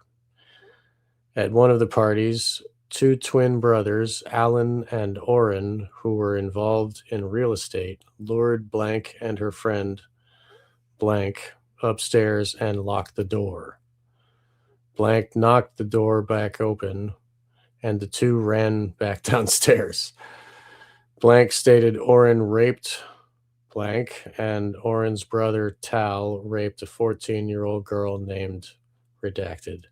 Tried to slit her wrist after the incident. The redacted victim tried to slit her wrists after the incident. Blank also met 3 women in the parlor room of Epstein's home. One woman she recognized as Epstein's British socialite, the woman who would find young girls to have sex with Epstein. Epstein liked younger girls that were clean-shaven with small breasts. Blank also went to his St. Thomas Island, which he referred to as St. Jeffrey, Epstein and other powerful men, including Bill Clinton and Donald Trump, would have big orgy parties with her, other young girls, and older Victoria's Secret models. So That was a nice Freudian slip there, Sean. Big gay It orgies. was Trump and Clinton together, right? Yeah, exactly. Yeah. I'm glad that was recorded. But okay, so like, and the Victoria's Secret models relate to Epstein's Wexner guy. Wexner owned Victoria's Secret. Mega group and that yeah. whole massive, powerful crime family and crime network that's running off of that. Because Wexner is really a capo of this, like Bronfman crime. I mean, really powerful crime syndicates. And I probably mentioned this. I live here in Columbus, and I know personally one guy who got hit. He got killed. I mean, maybe he didn't get killed by Wexner, but he spilled wine on Wexner's wife. He was a server. Another guy, his lawyer, got killed, thrown in a ditch, and et cetera. So I mean, I know a couple other incidents I won't mention. So they knock people off, and they whatever facade they pay on. You have like Wexner Medical Center. Of course, I'm trying to do some shows there, Wexner Center for the Arts. May have to redact this, but you have to have the hospital. Everything is Wexner, man. Everything, and they're immensely, immensely powerful. And the limited is just the tip of the iceberg. You don't know the limit and extent of these people's power, which is immense. Yeah, good point. Yeah, they're owning most of Ohio now. They're buying more of it. Okay, so blank was offered to be paid off by a lawyer associated with the Epstein case. Blank is friends with blank, and the lawyer blank. That's when the lawyer offered to pay a couple grand to silence her. She is terrified that they might put out a hit on her, and they know where she lives. She had contact with Epstein from 2015 to 2019. Last contact was blank ago. She was also contacted by one of Epstein's clientels, blank before his arrest, asking her to meet up with Epstein. Blank can be contacted on her cellular telephone for questioning. Note, a LexisNexis query for blank revealed information, address, social security number. A LexisNexis query for blank, So they actually did like follow up LexisNexis to figure out who this person was, I guess. Right. But it is interesting. This is just something that shows that they didn't follow up on this. And there's big names in here, but Orrin and Alan or Tal or whatever were mentioned by name, or all three of them, I guess. Yeah. So, and raping a 14-year-old, that's statutory rape. That's an easy one to call, like an easy criminal act to call. Like that's. But there's not going to be any new prosecutions. All done with the Epstein files, guys. Case closed. Remember? Isn't that what they said? Sure did. Blanche, who's now the acting attorney general. He's doing better work than Bondi. So Bondi did her work, and they used her like toilet paper and got rid of her, man. Probably NDA on the way out. Isn't she going to be testifying? And aren't they going to do? I think they're asking her to say something in front of Congress. They should ask her about all these intake files. Did she see them in 302s? Like, that's part of what's on her desk. So she had to have seen crime after crime after crime after crime after crime, ad nauseum, ad infinitum, I should say, actually. Should we talk about the 302s first, or do you want to bring? Well, I mean, what do you prefer? Well, we can go into the 302s. I just did all the intake stuff. Like we're only intake. We'll do 302s next week. Okay. Whatever we can do. I mean, I kind of just picked out the worst, but like these are all intake, and then the 302s will follow up on some of the stuff that's in here. Right. Okay. But there's no like prosecutorial evidence of any of these people being prosecuted, just like you said. Right. But here's the other thing is like we just like one of the, I think it was Diana said from the chat, Trump, pardon, they're asking for a pardon because they're part of the network. They were just mentioned in this intake thing with Trump. And then you can go to this one, like this is December 11th, 2024. Alon, Alexander, Orrin, Alexander, Alexander arrested earlier today. So they were arrested in December 11th, 2024, and then convicted in 2025. But like decades, they say, taken to custody as a legend. For approximately 2 decades, the Alexander brothers have sexually assaulted, trafficked, and forcibly raped dozens of women. After relying on their substantial wealth and connections to carry out and conceal their crimes for years, all 3 defendants now face charges carrying potential sentences of prison for 15 years to life. They haven't been sentenced yet. But 2 decades, right? That's what he said. 2 decades. So that started in 2005. And these guys aren't Bill Clinton, so they can throw them away. You know what I mean? Like they can actually lock up these dudes. I mean, I don't know if you want to go over some of the stuff as repeated, but it's like you go through the scheme, how the scheme worked. Yeah, this is It's interesting. like Blink twice. Right. Yeah, I can read this. Okay. Okay. So the Alexander Brothers sex trafficking scheme. The charged offenses span more than a decade of sex trafficking activity by the Alexander brothers.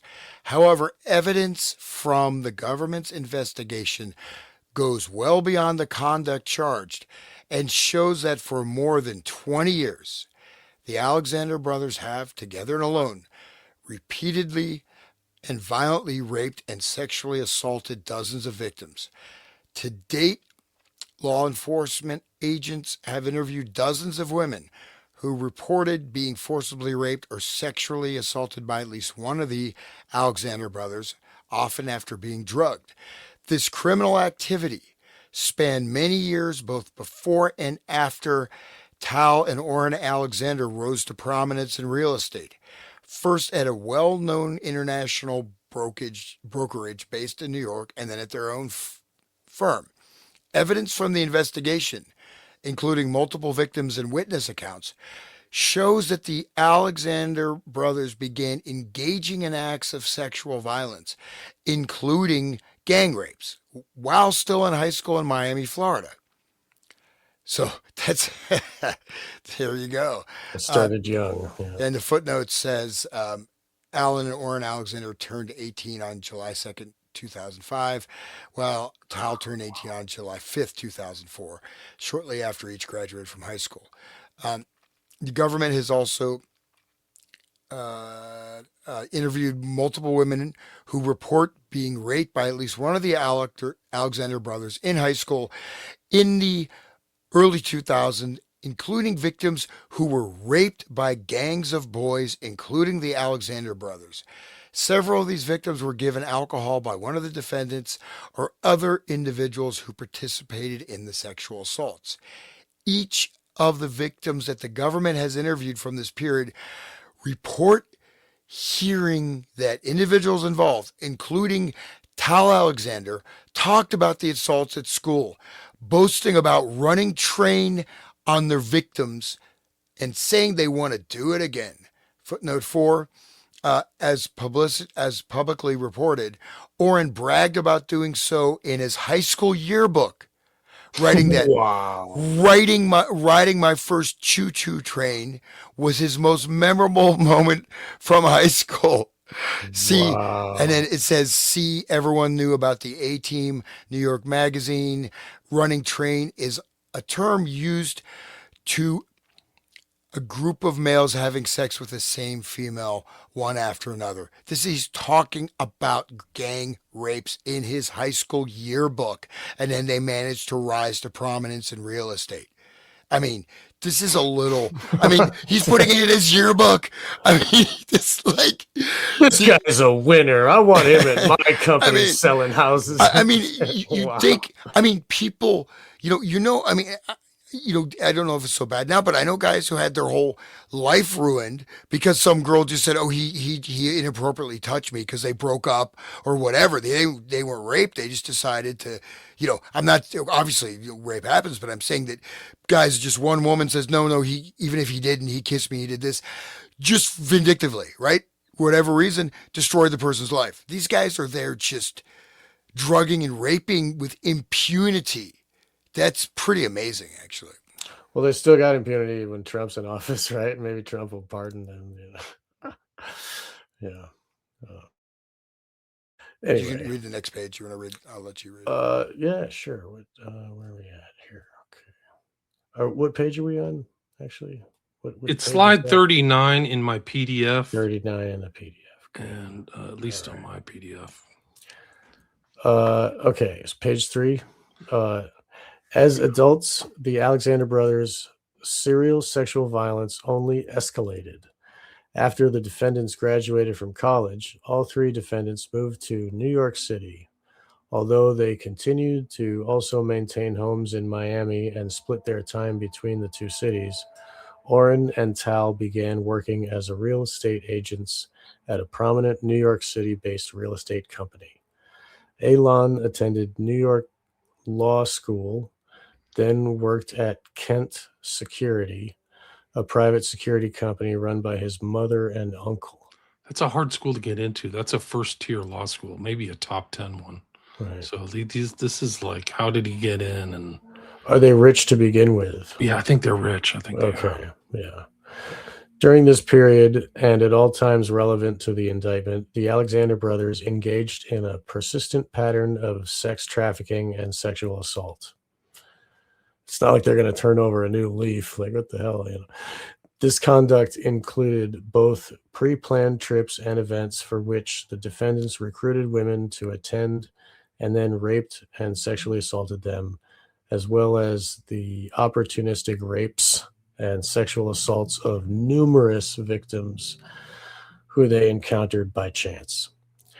For the planned encounters, the Alexander brothers lured women to various locations with the promise of material benefits such as travel luxury accommodations, events or parties in various locations, including the Hamptons, Tulum, and Miami.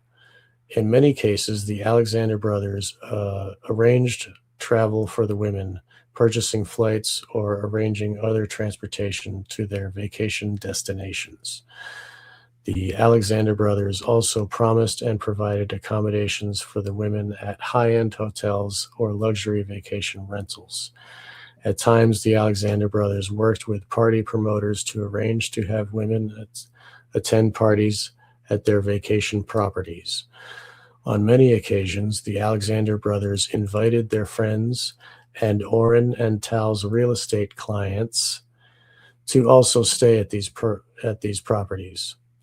Then, during these trips and events, the Alexander brothers, alone, together, and with others, drugged and forcibly raped or sexually assaulted their victims.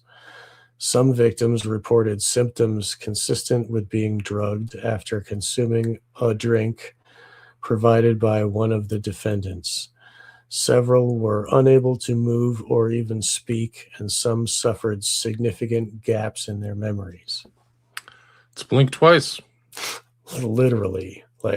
And can you imagine they're trying to sell some rich property to a guy, and they invite him, oh, come to this special party, and then you can rape these girls. Now will you buy this house?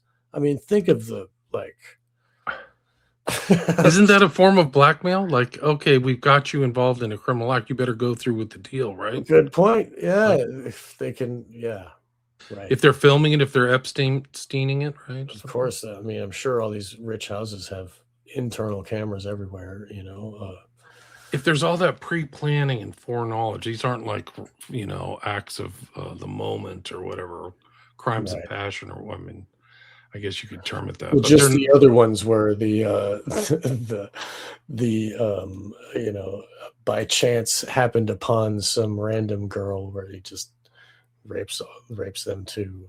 So those did happen. But anyway, these ones that you're talking about with these planned parties are definitely set up for this. set up for something. There's others involved. It's not just these 3. So they do this to all this trafficking stuff, is like just blame these 3 guys in public or whatever, or Epstein in public. But like it seems like it's a network to me, right? But they're consistently looks like all their victims are drugging them, right? And again, I mean, if you go further in this, it does say that they have ties to Israel, right? They have financial connections. Their parents are from Israel, further down. But I mean, they literally. I mean, again, I am shocked that like again that like that if you look at someone cross-eyed, if you're teaching a class, she can claim sexual assault or whatever. I mean, again, but you look at these guys just right. I mean, he's talking about gang rape in the friggin' yearbook, and they just go on to make this Two shows. decades. This is insane. I mean, if you'll how many people they raped in high school? I mean, why nothing happened?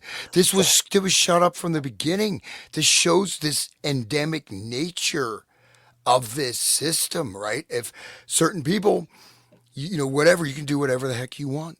You get the free pass. Just, I mean, this is what society, like the jocks, they get rewarded for their behavior, and they grow up to be leaders of good, join the Freemasons. Like, who knows what they grow up to be winners, right? And meanwhile, the nerds are all like playing video games now. And yeah, but really, like the way that I'm sorry, William, go ahead. Just gonna say that culture of impunity. They must have thought they would never go to jail for this stuff, Right. Like it's just wild for starting that young too. Like I have a friend that will not be named because he'd probably be ashamed if everybody knew, but he was bullied by John Cena. They were at the same high school, and John Cena had his like entourage that would like come down the hallway, and like my buddy would like move aside, and his friends would like yell, blah blah blah, touch his pec. Like, what? Like, leave me alone. I'm trying to get to class. Like, they would yell it, and so like John Cena's ego was like formed and created all the way back then, and then he grows up to be a bully. Like he WWE to beat people up is a fucking job, and like and it like he gets to be put in movies where like they put a beer bong in his butt, and now he wears a dress in public, and now they got all this other stuff going. Like John Cena is a victim, in my opinion. I think that, but they used that type of mentality there, the real estate, like high-end New York real estate needs people like those rapists that are going to be high on cocaine all the time, that are always predators, like they're looking for that type of psychology.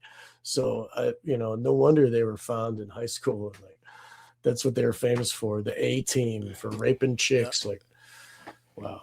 But I mean, bear in mind, you have kids getting expelled for using the wrong pronoun or refusing to go through, seriously, a politically incorrect statement. I mean, and they have extremely draconian enforcement of just very silly protocols, and you got, transgender dudes in the girls' locker room. I mean, one girl got raped, by a transgender guy. I mean, actually multiple. Wasn't just one, yeah, right. Yeah. But I'm saying that, like, people get expelled, all, just for whatever non-PC language or just small things, or, and they get expelled and sometimes even arrested, right? And then these guys, and probably others like them, are, and what does that do? That kind of a trauma, even if you don't remember it, you're damaging someone severely psychically.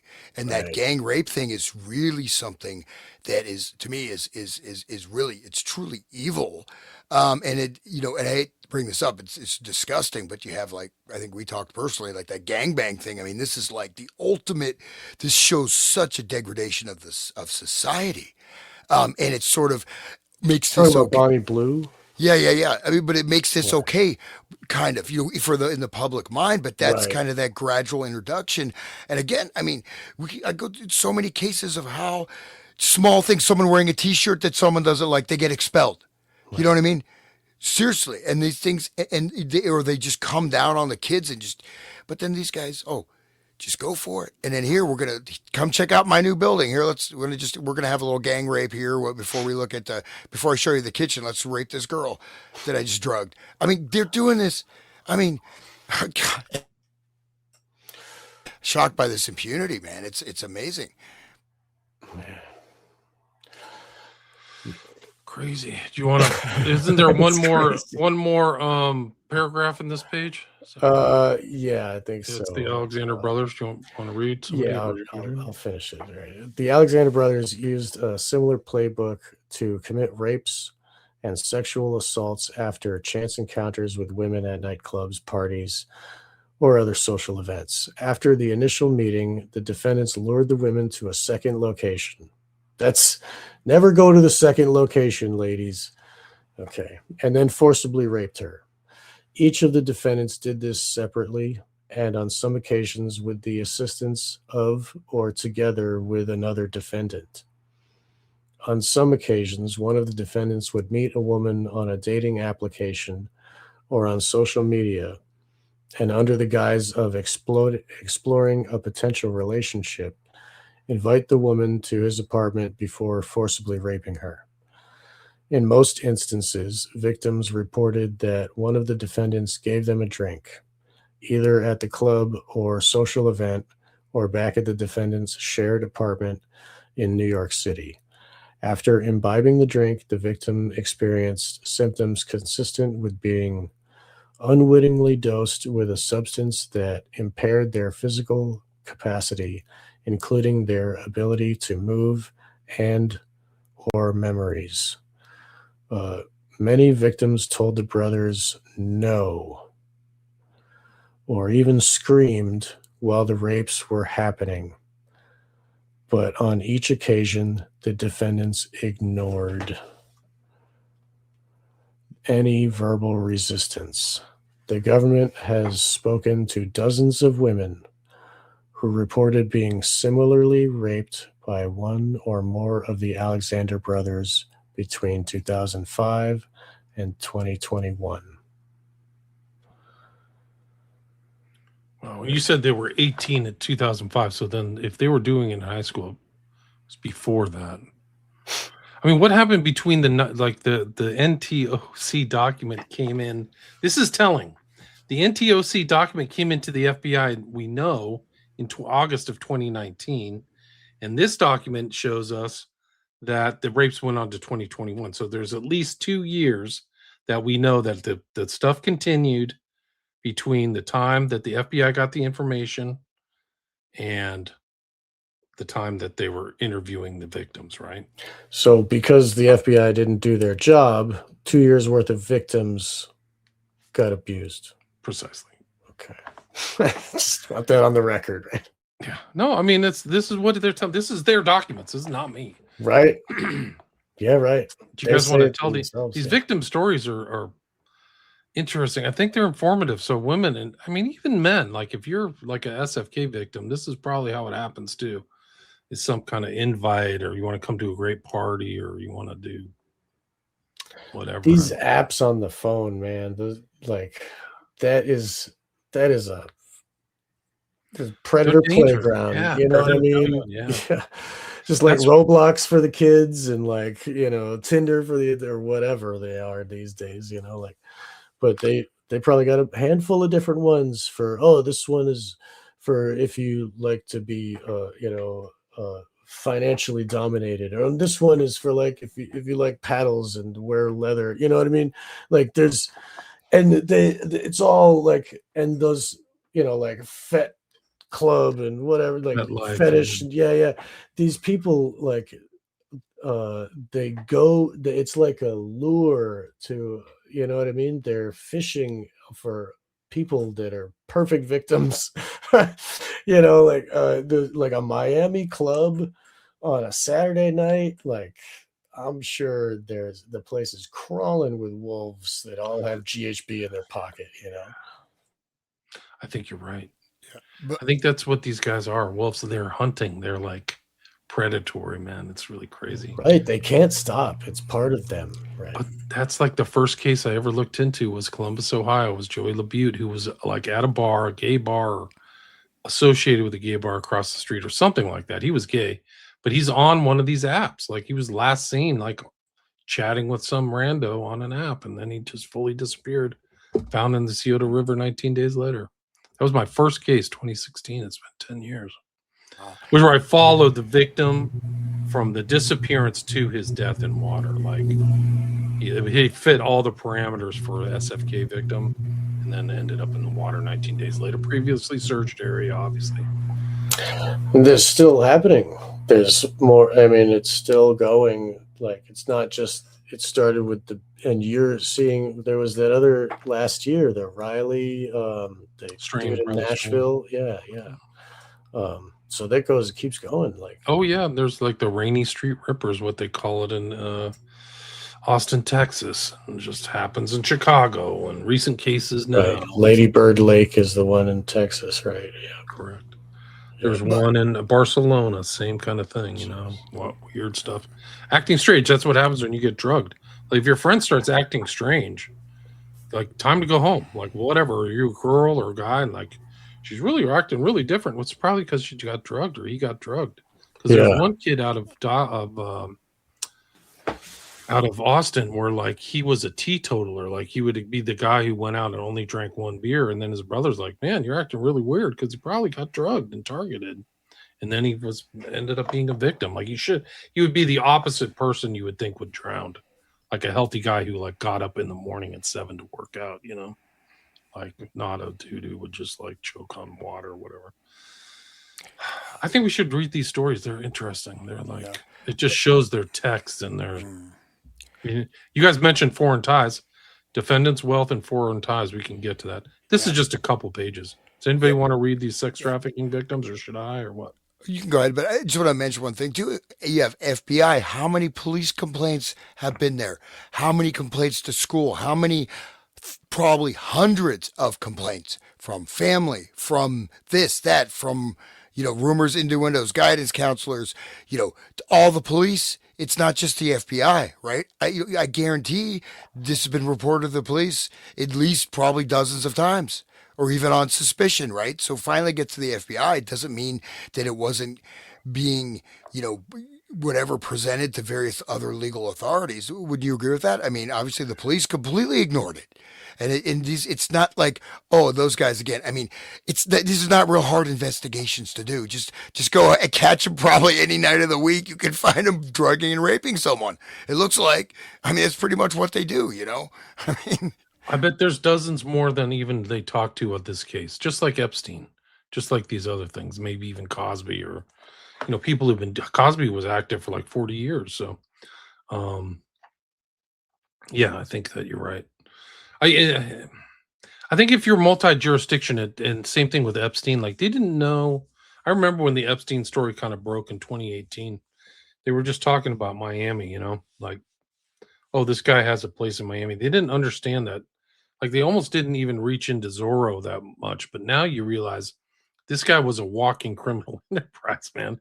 He was committing crimes on a plane, in New York, in Miami, in New Mexico, at Little St. James. Like, he was just like that. So these guys might have figured out the multi-jurisdictional kind of trick to stymie police investigations. All right, sex trafficking victim 1, count 2. In or around the summer of 2011, a friend invited victim 1 to travel to the Hamptons to stay with her friends. Victim 1 accepted the invitation. She was living in Manhattan at the time and traveled by Long Island Railroad from Penn Station to the Hamptons. That's like out in Long Island, right? Eastern Long Island.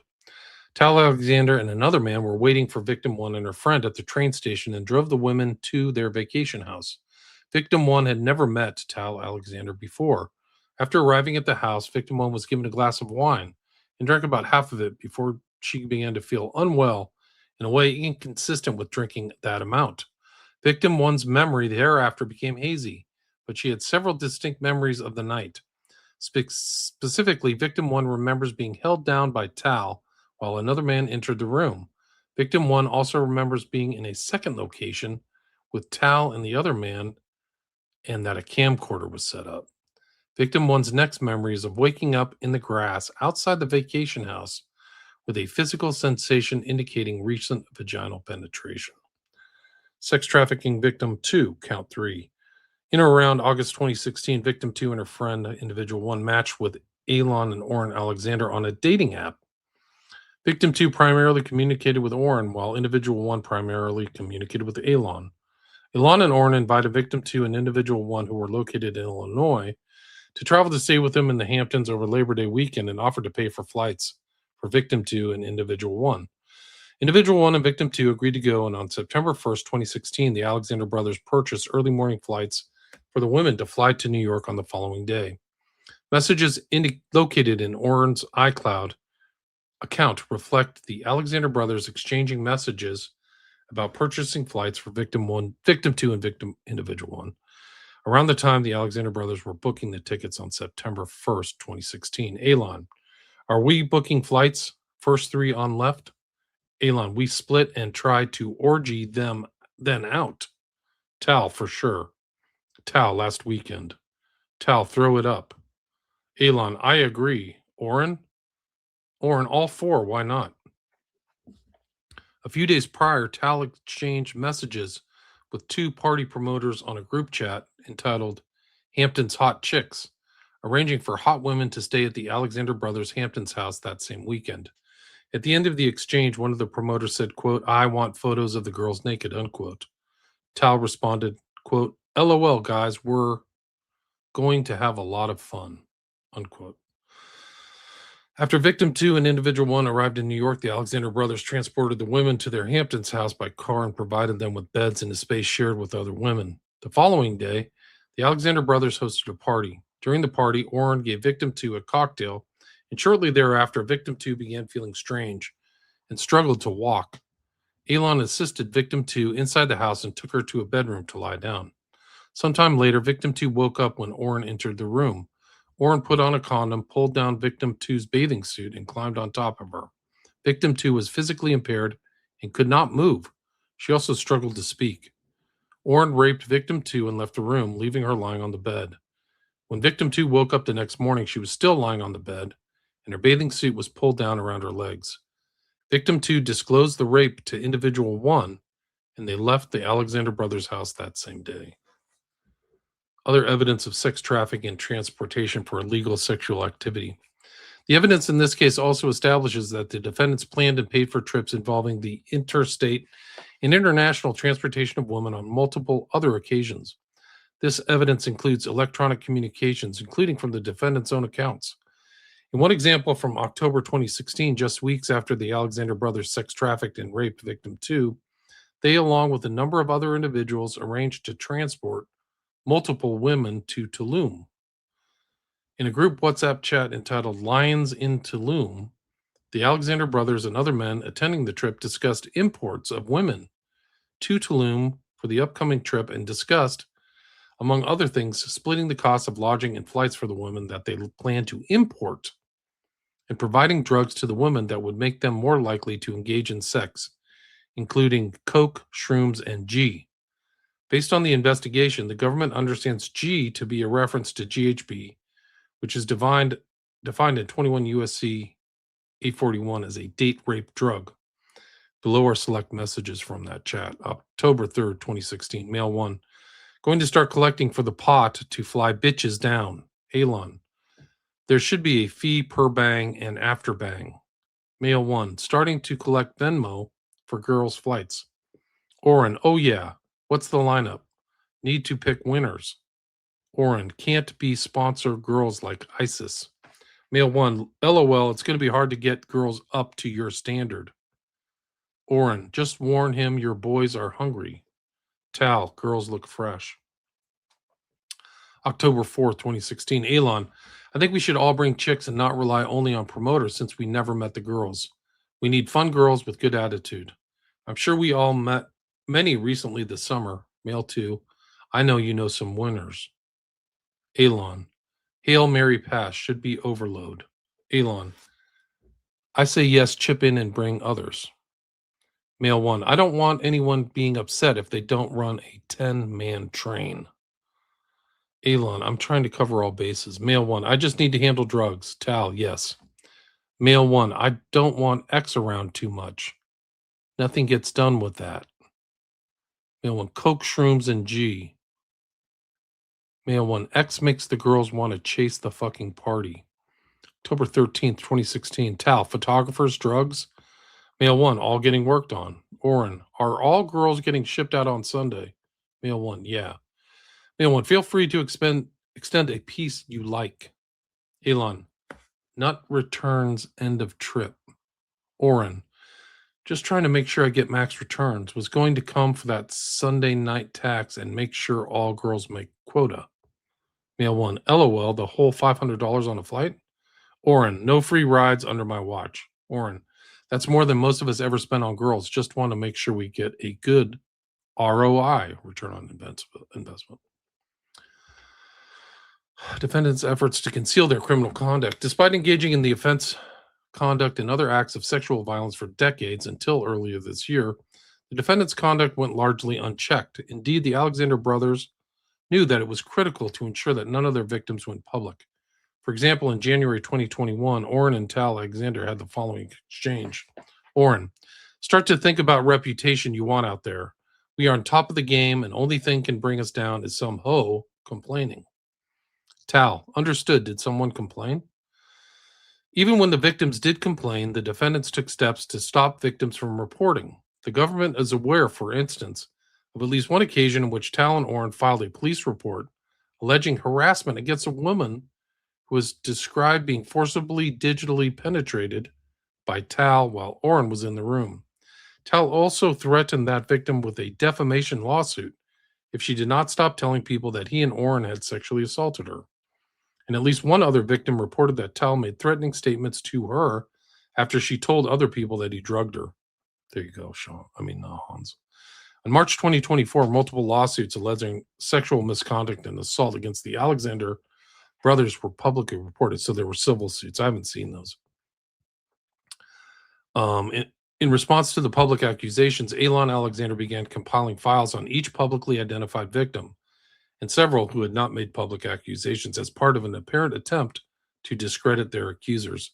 The government's investigation of the defendant's obstructive conduct is ongoing. Interesting. B, the defendant's wealth and foreign ties. The defendants each have access to significant financial resources. Oren and Tal Alexander are real estate agents who focus on ultra-luxury markets in Miami and New York City. In the early 2010s, Oren and Tal founded the Alexander team at their former brokerage. The Alexander team was responsible for securing significant brokered deals, including a nearly $240 million sale of a penthouse in 2019, which at the time was the most expensive residential sale in United States history. Shortly after the historic deal and associated historic brokerage fee, Oren and Tal opened their own ultra-luxury real estate firm. As recently as May 2024, that firm was involved in brokering a $14.3 million deal in Bay Harbor. All three defendants reside in high-value properties in Miami Beach and New York. Since about 2019, Tal Alexander has rented an apartment in a building that is part of Billionaires Row, a term referring to ultra-luxury skyscrapers near Manhattan Central Park. That's probably close to Epstein, which is on 71st Street, next to Central Park. Elon and Oren Alexander's properties in Miami Beach have direct water access and private docks. The defendant's family also has significant foreign ties, particularly to Israel. Their parents are from Israel, and the Alexander brothers frequently travel to Israel to visit family, conduct business, and for vacation. They also travel frequently outside the United States to other locations, often booking flights at the last minute or traveling by private jet or yacht. It's always the Jews, man. Every time. Jews and rape. Have you ever seen like the people around Netanyahu that like they've all been accused of rape or like convicted of rape? It's crazy. Probably. I mean, they do that for part of their warfare. I mean, that's one of their weapons of war. They had a pro-rape protest in New York City, right? Because there were people complaining about the raping of prisoners and whatever, and there was a protest in favor of rape as a military tactic just recently. There you go, man. All right, I didn't make it up. I'm sorry. I'm sorry, Alan Dershowitz. Don't come down on me. Oh, man. Netanyahu, leave me alone, man. I love you guys. No, morality is like so gone. I mean, like it's like not even comprehensible. It's like amorality in your face. Like, whoa, like you wouldn't even do this. Like, I don't know if you guys want to read anything else on this. I mean, there's applicable law. There's dangerousness. They say that they're dangerous. Well, that's understandable. And so then I think that the risk of flight, I don't think they got bail. I don't think they were granted bail. I'm not sure. Waiting on their Trumpy bear to get yeah, the I'm Trump. waiting on Trumpy bear. Get their American flag, cozy up tight with their. And then they'll get to bail. Yeah. As set forth above, If they Elon find Orr the secret zipper, maybe. Never. Whenever I drug and forcibly rape women, I have my Trumpy bear. I cover myself in the American flag. Okay. All three pose an ongoing and significant danger to the community and present a serious risk of flight. The government respectfully submits that the defendants cannot meet their burden of overcoming the statutory presumption in favor of detention. There are no conditions of bail that would assure the appearance and compliance of the defendants.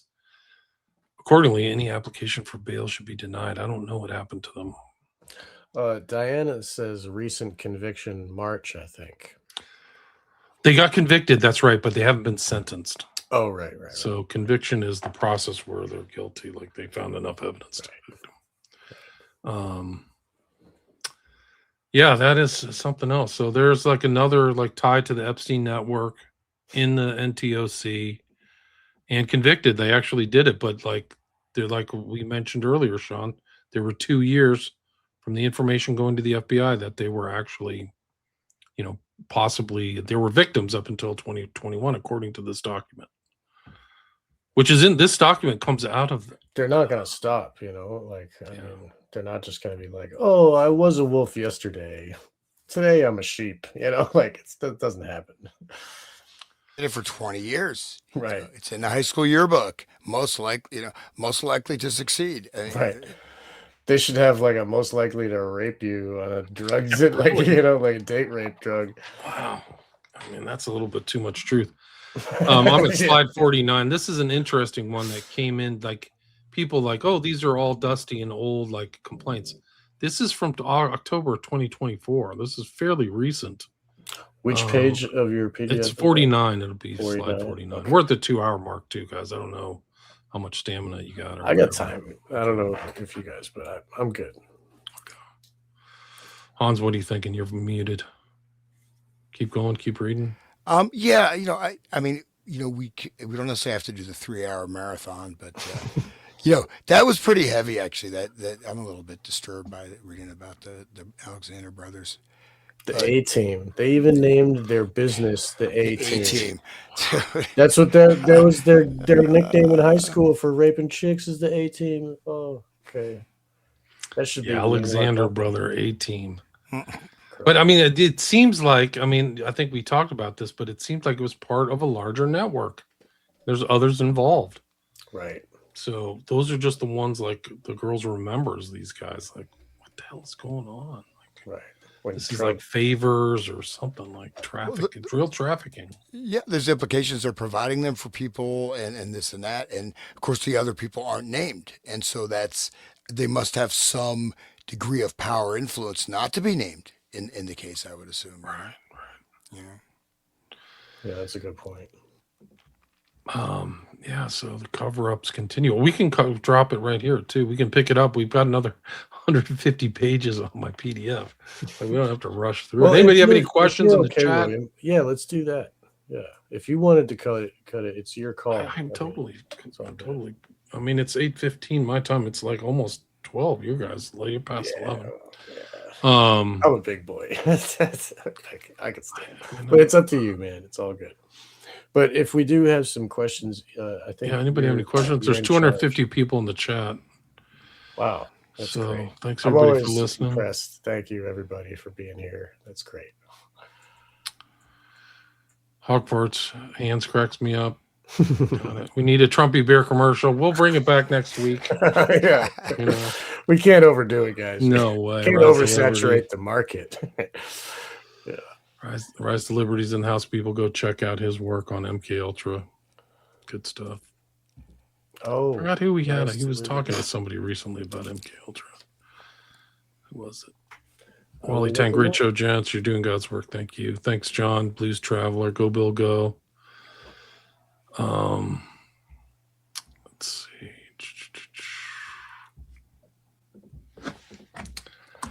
Good to see the familiar faces in the chat. It's nice. We're getting a lot of repeat like people who are interested in this, Right. which is cool. You know, they're like Yes. following us, guys. We have started this before Charlie Kirk got shot. Right. So, oh yeah, it was the Satanic Panic. I listened to that Rise to Liberty. I listened to 3 hours of you and Austin talking about Satanic Panic. So, if you want to have a great overview of the Satanic Panic thing, go to the Rise to Liberty podcast. That's great. Yeah, it's good stuff. Is he's not debunking it and saying it's not No. fake, right? Or it's not real, right? He's saying that it's it's like SRA is real. It's legit, right? Yeah, Good. they're That's just good. covering. I'm glad he's on the side of truth. That's good, because a lot of people like that. Jordan Peterson had Anton LaVey's daughter on, and she was promoting books that say SRA is fake. She says it's all just fake. It's not just a new it's a more satanic panic. And he's like, oh yes, of course it's fake. And so they're out there again. They're still trying to push the gaslighting, because there's more disclosures all the time. Now the internet and podcasts, like, look at the imagination. It's like every one of her guests is, it's endless. Is a victim, right? Yes, dude. And it's like she's been going for years now. And it's many of them are repeats, but still repeat guests. But still, it's like, holy crap. And they're all the same. It's all the same. So, yeah, people should really, if they don't know, they should know that satanic ritual abuse is real. And it's a government operation. And it's mind control. It's Grok the Clown. It's the same shit we were talking about Manchurian Candidate way back when, it is that it's the hardcore mind control, and it takes the sexual abuse and the running train. Like, when that's what they did to people that I know that have told me their stories, and it just happened to be guys in military uniforms, but they were like young dudes. And there was a video camera set up, and she was made to be held down. And, this happened one after another, all on camera. It's like a conveyor belt of blackmail, you know what I mean? And these are young guys just getting into the military and like, okay, she's a 10-year-old girl. Okay. Like on camera. Sure. Like it's sick what they have to do, and I'm sure like the networks that run the SRA, it is high occult dark orders that are ancient, and these kids are probably children of people that are in the club, and that's why nothing happened in high school. That's why nothing happened for 20 years after high school, because I'll just get my daddy to take care of it, or whatever, you know what I mean? And just by saying Israel, like, it's bankers that created Israel. It's the Rothschilds created Israel. Look at like 1870s, like where it started was bankers wanted to have a country of their own so they could take over the world, and it's happening. So like they're Jews, okay, whatever. They're not religious, you know what I mean? They're bankers, Satanists that want power, Anyway, I'm rambling now. I'm sorry. It's also City of London, but that's true.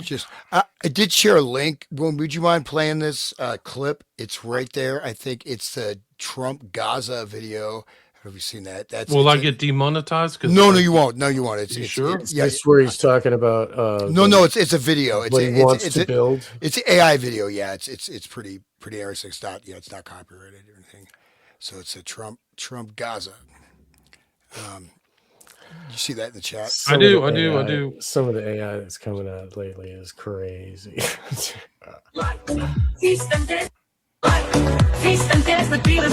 You could maybe mute that. We don't need that. Okay. You got the Trump song though. Trump Gaza. Trump Gaza. You gotta hear the Trump. Oh yeah, kids in rubble, chasing children. Oh yeah, you can have a beach resort. We can give the kids Come through the tunnel. Look at that. Yeah, let them eat cake. Yeah, right. The tunnel. Transgender dancers. Transgender gay dancing. That's Elon what we Musk. Elon's Can you favorite. imagine killing the kids for that? Like murdering Jesus. 500,000 people? It's to put like bearded.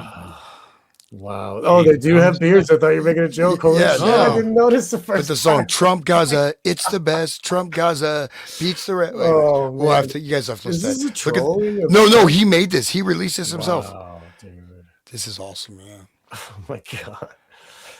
Yep. The kids And are just money. gonna get money raining. Yeah, see, that's what it's all about. It's only about money, guys. It's all Well, materialism. it just shows the amount of inflation. It's going to get so high that you can actually dump dollars on children in other countries. And it doesn't matter because dollars are Yeah. worthless now. It's confetti. Right? Exactly. They don't even put it in their pockets. They're just Right. playing around. Yeah. Trump Gaza. Oh my god, this is horrible. This is a dystopia. It's so freaking. But he disturbing. released this. He put this out. It's like the future of Look, the the golden Trump statue. We were talking about the golden Trump statue. Look at this story. Go back to that. You got the golden Trump Store, statue, yeah. and this the Trump Gaza store with all the golden Trump icons. Dude, there was a picture of him the other day. I've seen people with dementia. He looked really bad. Like his eyes are whacked where it's like the brain isn't computing when he was with Xi in I'll bet China. you- And I was just like, whoa, he's not all there. I'll bet you that they like pulled the cord with Joe and he was normal until they gave him this dose of this thing that all of a sudden now he's demented. And I think they can do the same thing to Trump now that they're done with him. Yeah. I think that they have it's a tool in their arsenal. I don't think it's just dependent on the brain that's happening to. I think there's, they got a mixture just like Cosby and the A-Team and all the other guys that put it in his drink. Genesis, yeah, like a dementia genesis. I bet Right? So that's enough for Trump Gaza. But but I want the gold statue in the town square and the golden Trump store. That's awesome. Bring your dollars to Gaza. You can't sell those because it's all copyrighted. You can't. He would sue you. Like I think he has like 400 live suits, or his family have like suits against so many people just for talking about him. I think we should wrap it up, guys. Why don't you guys mention your shows too? Where can people find Wake the Dead, Resonant State?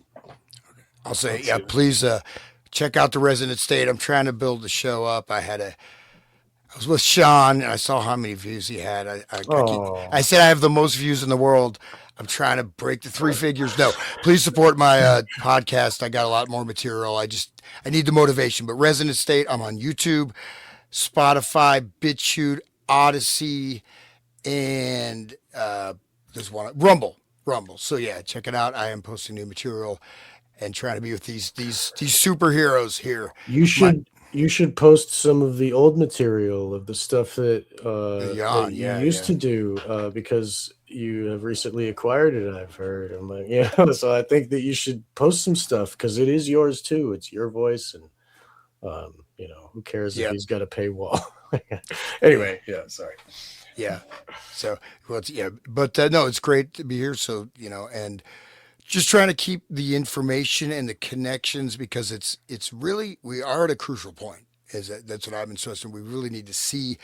There's a couple different directions, but there's a big push for this full on. What do you want to call it? New World Order, dystopian. The Iran war is an opening for that, and there's a lot of other aspects that are coming. So just be conscious of that. And so, and I think we can navigate and change the direction because you want these clowns, running the world. I mean, come on. I don't. No, we can just trust the aliens and AI to do it for us. It's even scarier, man. That's what's like coming. These clowns running the AI is like a doubly, scary concept. Especially since they're eugenicists or dysgenicists. Like they, Malthusian crazy people that just want to kill. You know what I mean? Like, and they want. I'll find the clip. The guy, I literally asked Teal, like, "Do you want humanity to survive?" And he just couldn't answer. Like, you would think that that's an exact answer. Like, yes, I would do one. He couldn't answer. He was like, and the interviewer shocked. Couldn't even shows believe it. his own psychosis. Like it shows he's self-loathing and like his own problems. Like that dude's crazy. Neck deep with Epstein.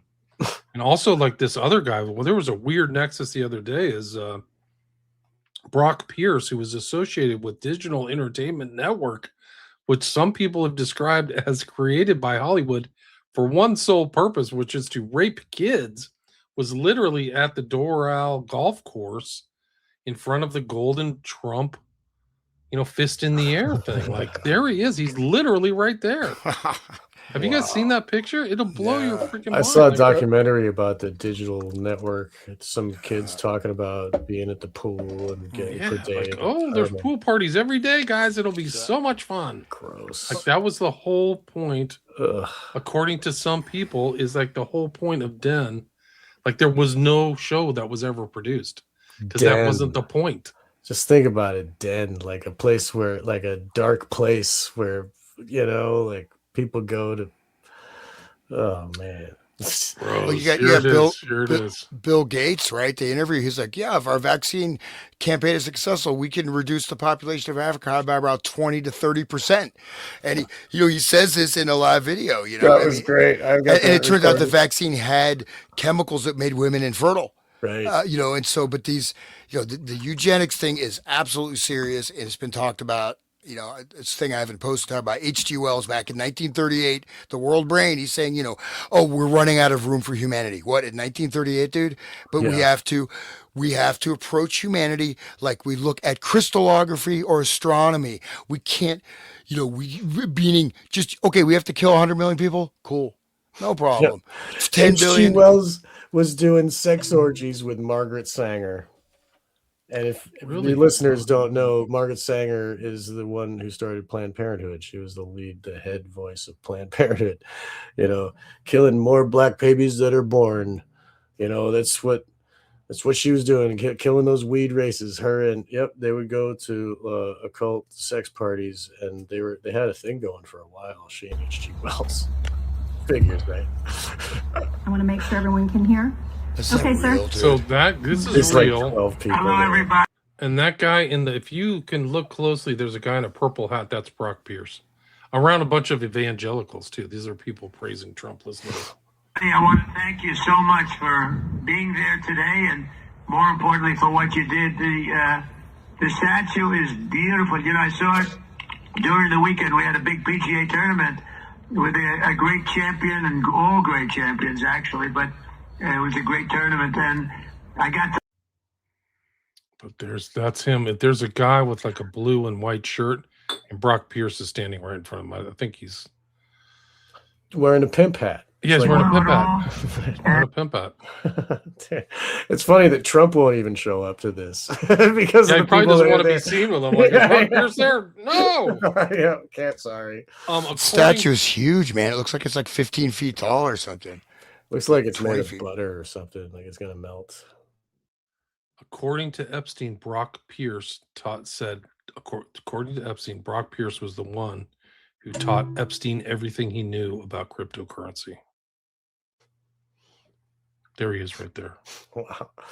And it's funny. Like in statues, they like what they do with their hands or with their feet or whatever has certain meanings and stuff. Like. Somebody who had occult wisdom would have like a book or scrolls in their left hand or some shit. Like, what is he doing? He's playing pocket pool. They got him with his hand in his pocket. He's like fishing around. Like this, it's pretty funny. It's silly. Jenny says, support Trump not too long ago, despite Trump having multiple connections with Trump. I think Trump has connections with Trump. I really do. You're absolutely right. Is he making an above, so below, like hand gesture? Yeah, maybe that's. Maybe that's it. Maybe so below is hidden in his pocket, playing pocket pool. What's the god demon with the goat head? Baphomet? Baphomet. Yeah, but really what that is that's an inversion of Pan. Like Pan has a man on the top and like a man head on a goat lower half, and this is like an Eliphas Levi. Eliphas Levi. Eliphas Levi took it and swapped it. basically put the goat on top and the human on bottom. Like that's how. Yeah, and the Knights Templar had a different Baphomet. They had like some skull or whatever too. So they believe like Oh yeah, yeah. It was a what do you Teraf. It's a skull that where with magic ritual is animated and it can speak. Like that's where Bob John the Baptist's head was taken for a Teraf, and his head was on a plate so that the magician can animate the lips and make it speak. It can tell the future. It can tell all kinds of things. And like I've learned about this from Tracy Twyman. Actually, she talked about how like magicians would use baby heads a lot and would like nail them to a board and put them on the wall and like put like occult symbols all over the thing. And so like for the Knights Templar, their Baphomet was a severed head. And then if you think about it was a severed head that would talk. it was their founder, I believe, like the original. Okay, Yeah, that's the head that they used. Okay, yeah. but if you think about the Bonesmen in the 322, they got Geronimo's head, and like for a Teraf, if you can get the head of a shaman or a seer or like a highborn, then that's more valuable. So like they stole Geronimo's head. Why would they steal Geronimo's head? It's for the Teraf. So like this is high occult magic. People should look into it. It's very interesting. This is an email between Brock Pierce and Epstein. I'm sorry, I just saw a note from Diana. She says, "Well, look where Tracy Twyman is now." Yeah, that's because she went to the FBI. She discovered. I don't know if her husband is scrubbing everything on the internet, but I'm just talking about her. Okay, like this is something that I know. She discovered sex trafficking of children on YouTube, and she brought it to the FBI because she thought that they would want to know and do some justice. Yeah. She was fooled into thinking that her government would help her. And then she was like gang stalked and she ended up hanging in her own garage. And she would never do that. She had a kid. She would never do that. So, and her husband is scared, is like taking everything that she ever did off the internet and like suing anybody. Like, I think there's some real shit going there. And I don't think that she did that to herself. So she went to the FBI, and that's why. If she went to other places, she might have survived. I think that's what happened. So I just need to say that. Sorry, guys. I love Tracy Twyman. There are things in these files where they're talking about the FBI being compromised. And when they arrested Epstein, they did it in a secretive subset of the FBI where only like 5 or 10 people knew what the hell was going on because they didn't want to announce it to all the FBI because they thought it was compromised. Like it's literally a true thing. That's like one of the elements of the Epstein things. It wasn't leaked because they were afraid it could leak. Like that was their own internal concern. That makes sense. Right. I actually have something in here from these docs where like there's like one of these attorneys like, don't send your stuff to the FBI because you'll never see it again. They don't trust the FBI at all. Like literally one Would of the, you after what we read with Grok the Clown? Like, no, yeah, dude. No. So get an attorney. If you get in the FBI and they're talking, you just go, I want to exercise my Fifth Amendment rights and I want an attorney right now. Because that was what the other thing that I remember about the 302s and Trump and all that stuff was the general. I can't remember his name, but like they came to him casually and just, we want to have a casual conversation. So his guard was down, but then they used that conversation against him. It was General Mike Flynn. If I never talk to cops, man. Never. Like, I mean, maybe the cops are nicer, but I wouldn't trust the FBI at all. Never. Yeah, dude, of course. And if YouTube is doing it, like if they're blatantly like keeping the videos up, even though people complain or whatever, like she found like mothers that were whoring their kids, and it's like mom owned whatever, and the kid would be in like, cheerleader uniform, and they would ask for private pictures, and they contact, like, it's a whole system, and YouTube knows about it, and YouTube lets it happen. So this is from the Epstein files. You can see the EFTA number. Sigrid McCauley was Virginia Giuffre's attorney, and she's sending, I don't know why they redacted this, but she writes, no, it's somebody to Sigrid. You should know that just before Peter got in touch with you guys, I contacted the FBI in the U.S. too. After I informed the U.S. FBI, Reed Jeffrey, I was told to go to the FBI unit at the U.S. Embassy and take all my evidence along with me. I told them everything and was supposed to go the day after I spoke with you guys, but was told not to because they would take all my evidence and I'd never see it again. Yep. And we talked to earlier shows about, the criminal, forensic, criminology, and they come out and track down the serial killers. They come out to cover stuff up. You know what I mean? FBI comes in, investigation is shut down. And, and they promote like, oh, these guys are the genius masterminds of investigation. No, they're like, they're pinning murders on certain people. John Douglas, all these guys. Dude, John Douglas was involved in the West Memphis 3 and the John Bonet thing. When I found out that he was involved with John Bonet, I just felt like my heart sank. Like, wow, this is so freaking dark. Because he's promoted as like this great mind hunter and all the stuff. Like Landing's the same way, like Satanic Panic and all this. And then you realize like his work on the West Memphis 3 is terrible. It's just total atrocity. And he turned, in my opinion, I've written an article about this, but like he turned some of the victims' parents because of his authoritative like expertise or whatever. They're like, oh, well, whatever you say, John, I guess you're right.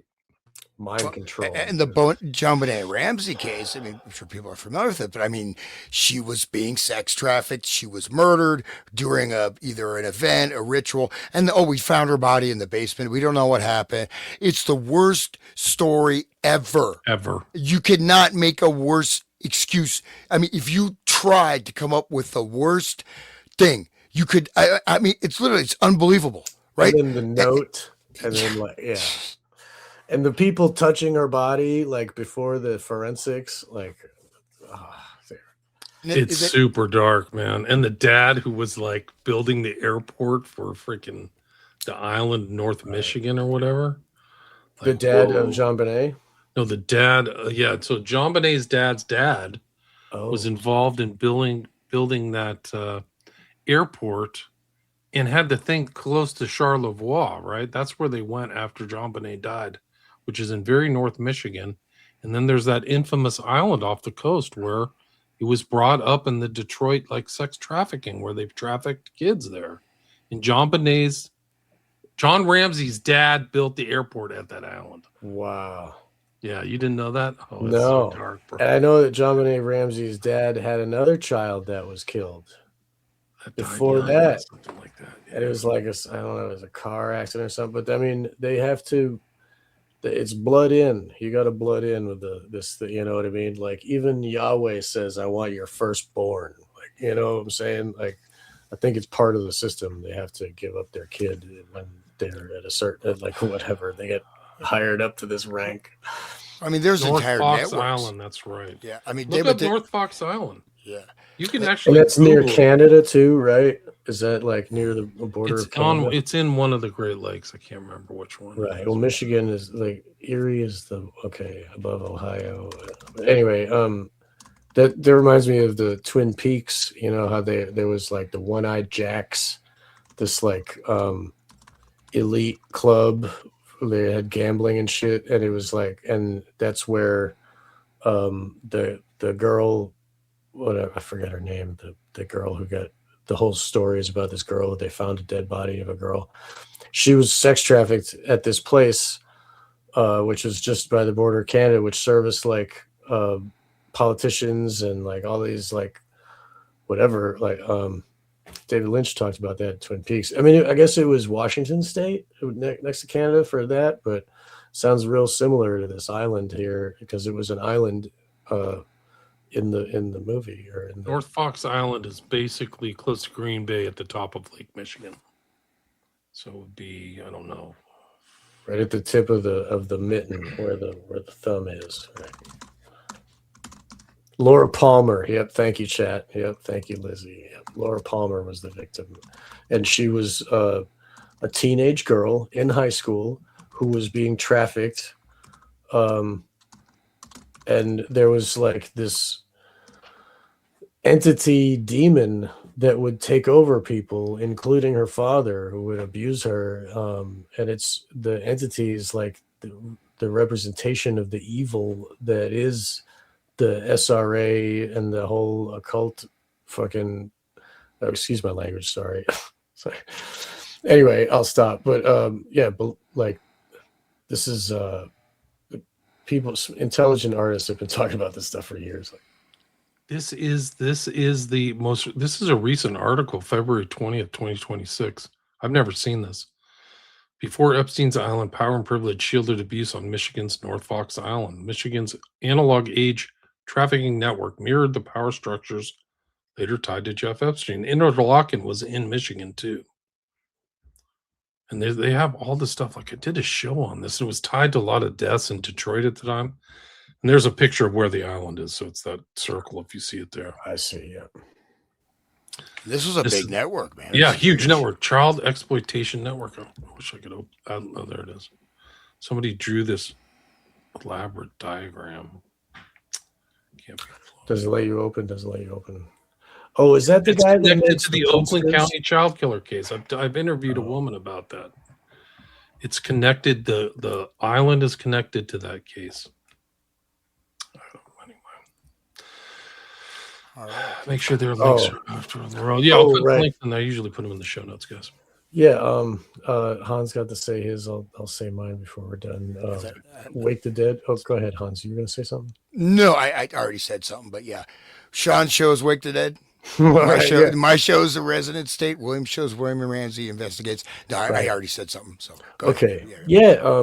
People, I recently got a PO box, and if anybody would like to send me stuff, like I don't know, whatever you choose. Donations are very much appreciated, but whatever you choose, that's legal, I guess, or cannabis is legal here, so GBH.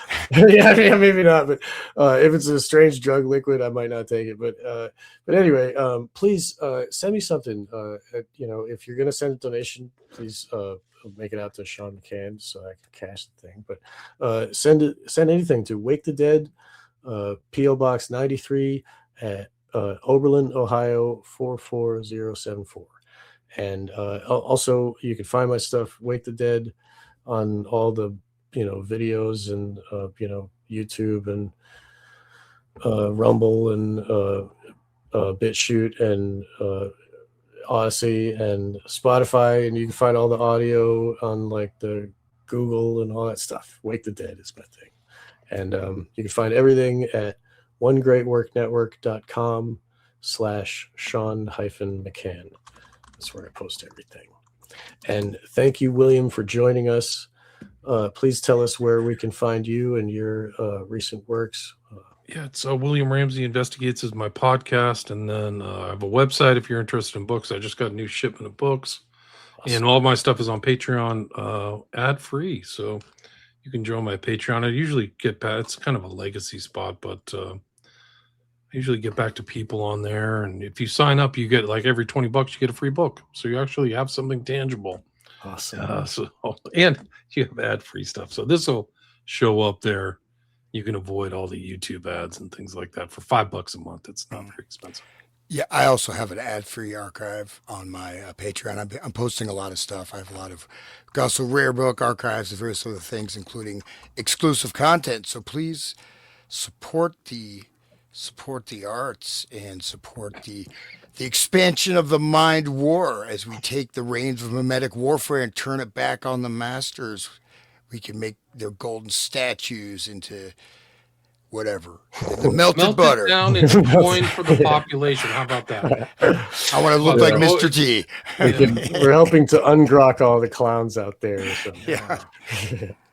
Please You can build yeah. bones back better, and you can actually be a fully autonomous individual again, and get away from the hypno program TV and the slop media and people who don't have your best interest and want you to be a stressed out, anxious filled, uninformed, malinformed person. So I think that's that would be the work that ties all three of us together, in my opinion. So thanks for having me again, guys. Till next time. Thanks for all the great comments and everything to the stream. 260 live listeners. If you love the show, please share it. I know times are tough, things are expensive, but just a click on sharing some of these episodes, if you find them edifying, worthwhile, please share them. And go to these places to give 5-star reviews. It helps with any algorithm or anything like that. Also, you can go to any one of our YouTube channels and get notifications, so you'll see these things coming up. Like, I'm trying to get more on the ball and set up the streams farther in advance so people know, instead of just putting them up the same day. So you'll kind of see more streaming as my YouTube channel's still there. Like, they haven't taken it down yet. Or channels, I should say. But thanks, everybody, and thanks for having me back, Sean and Hans. Appreciate it. You're welcome. It's our pleasure. Definitely our pleasure. That's great. Thank you again.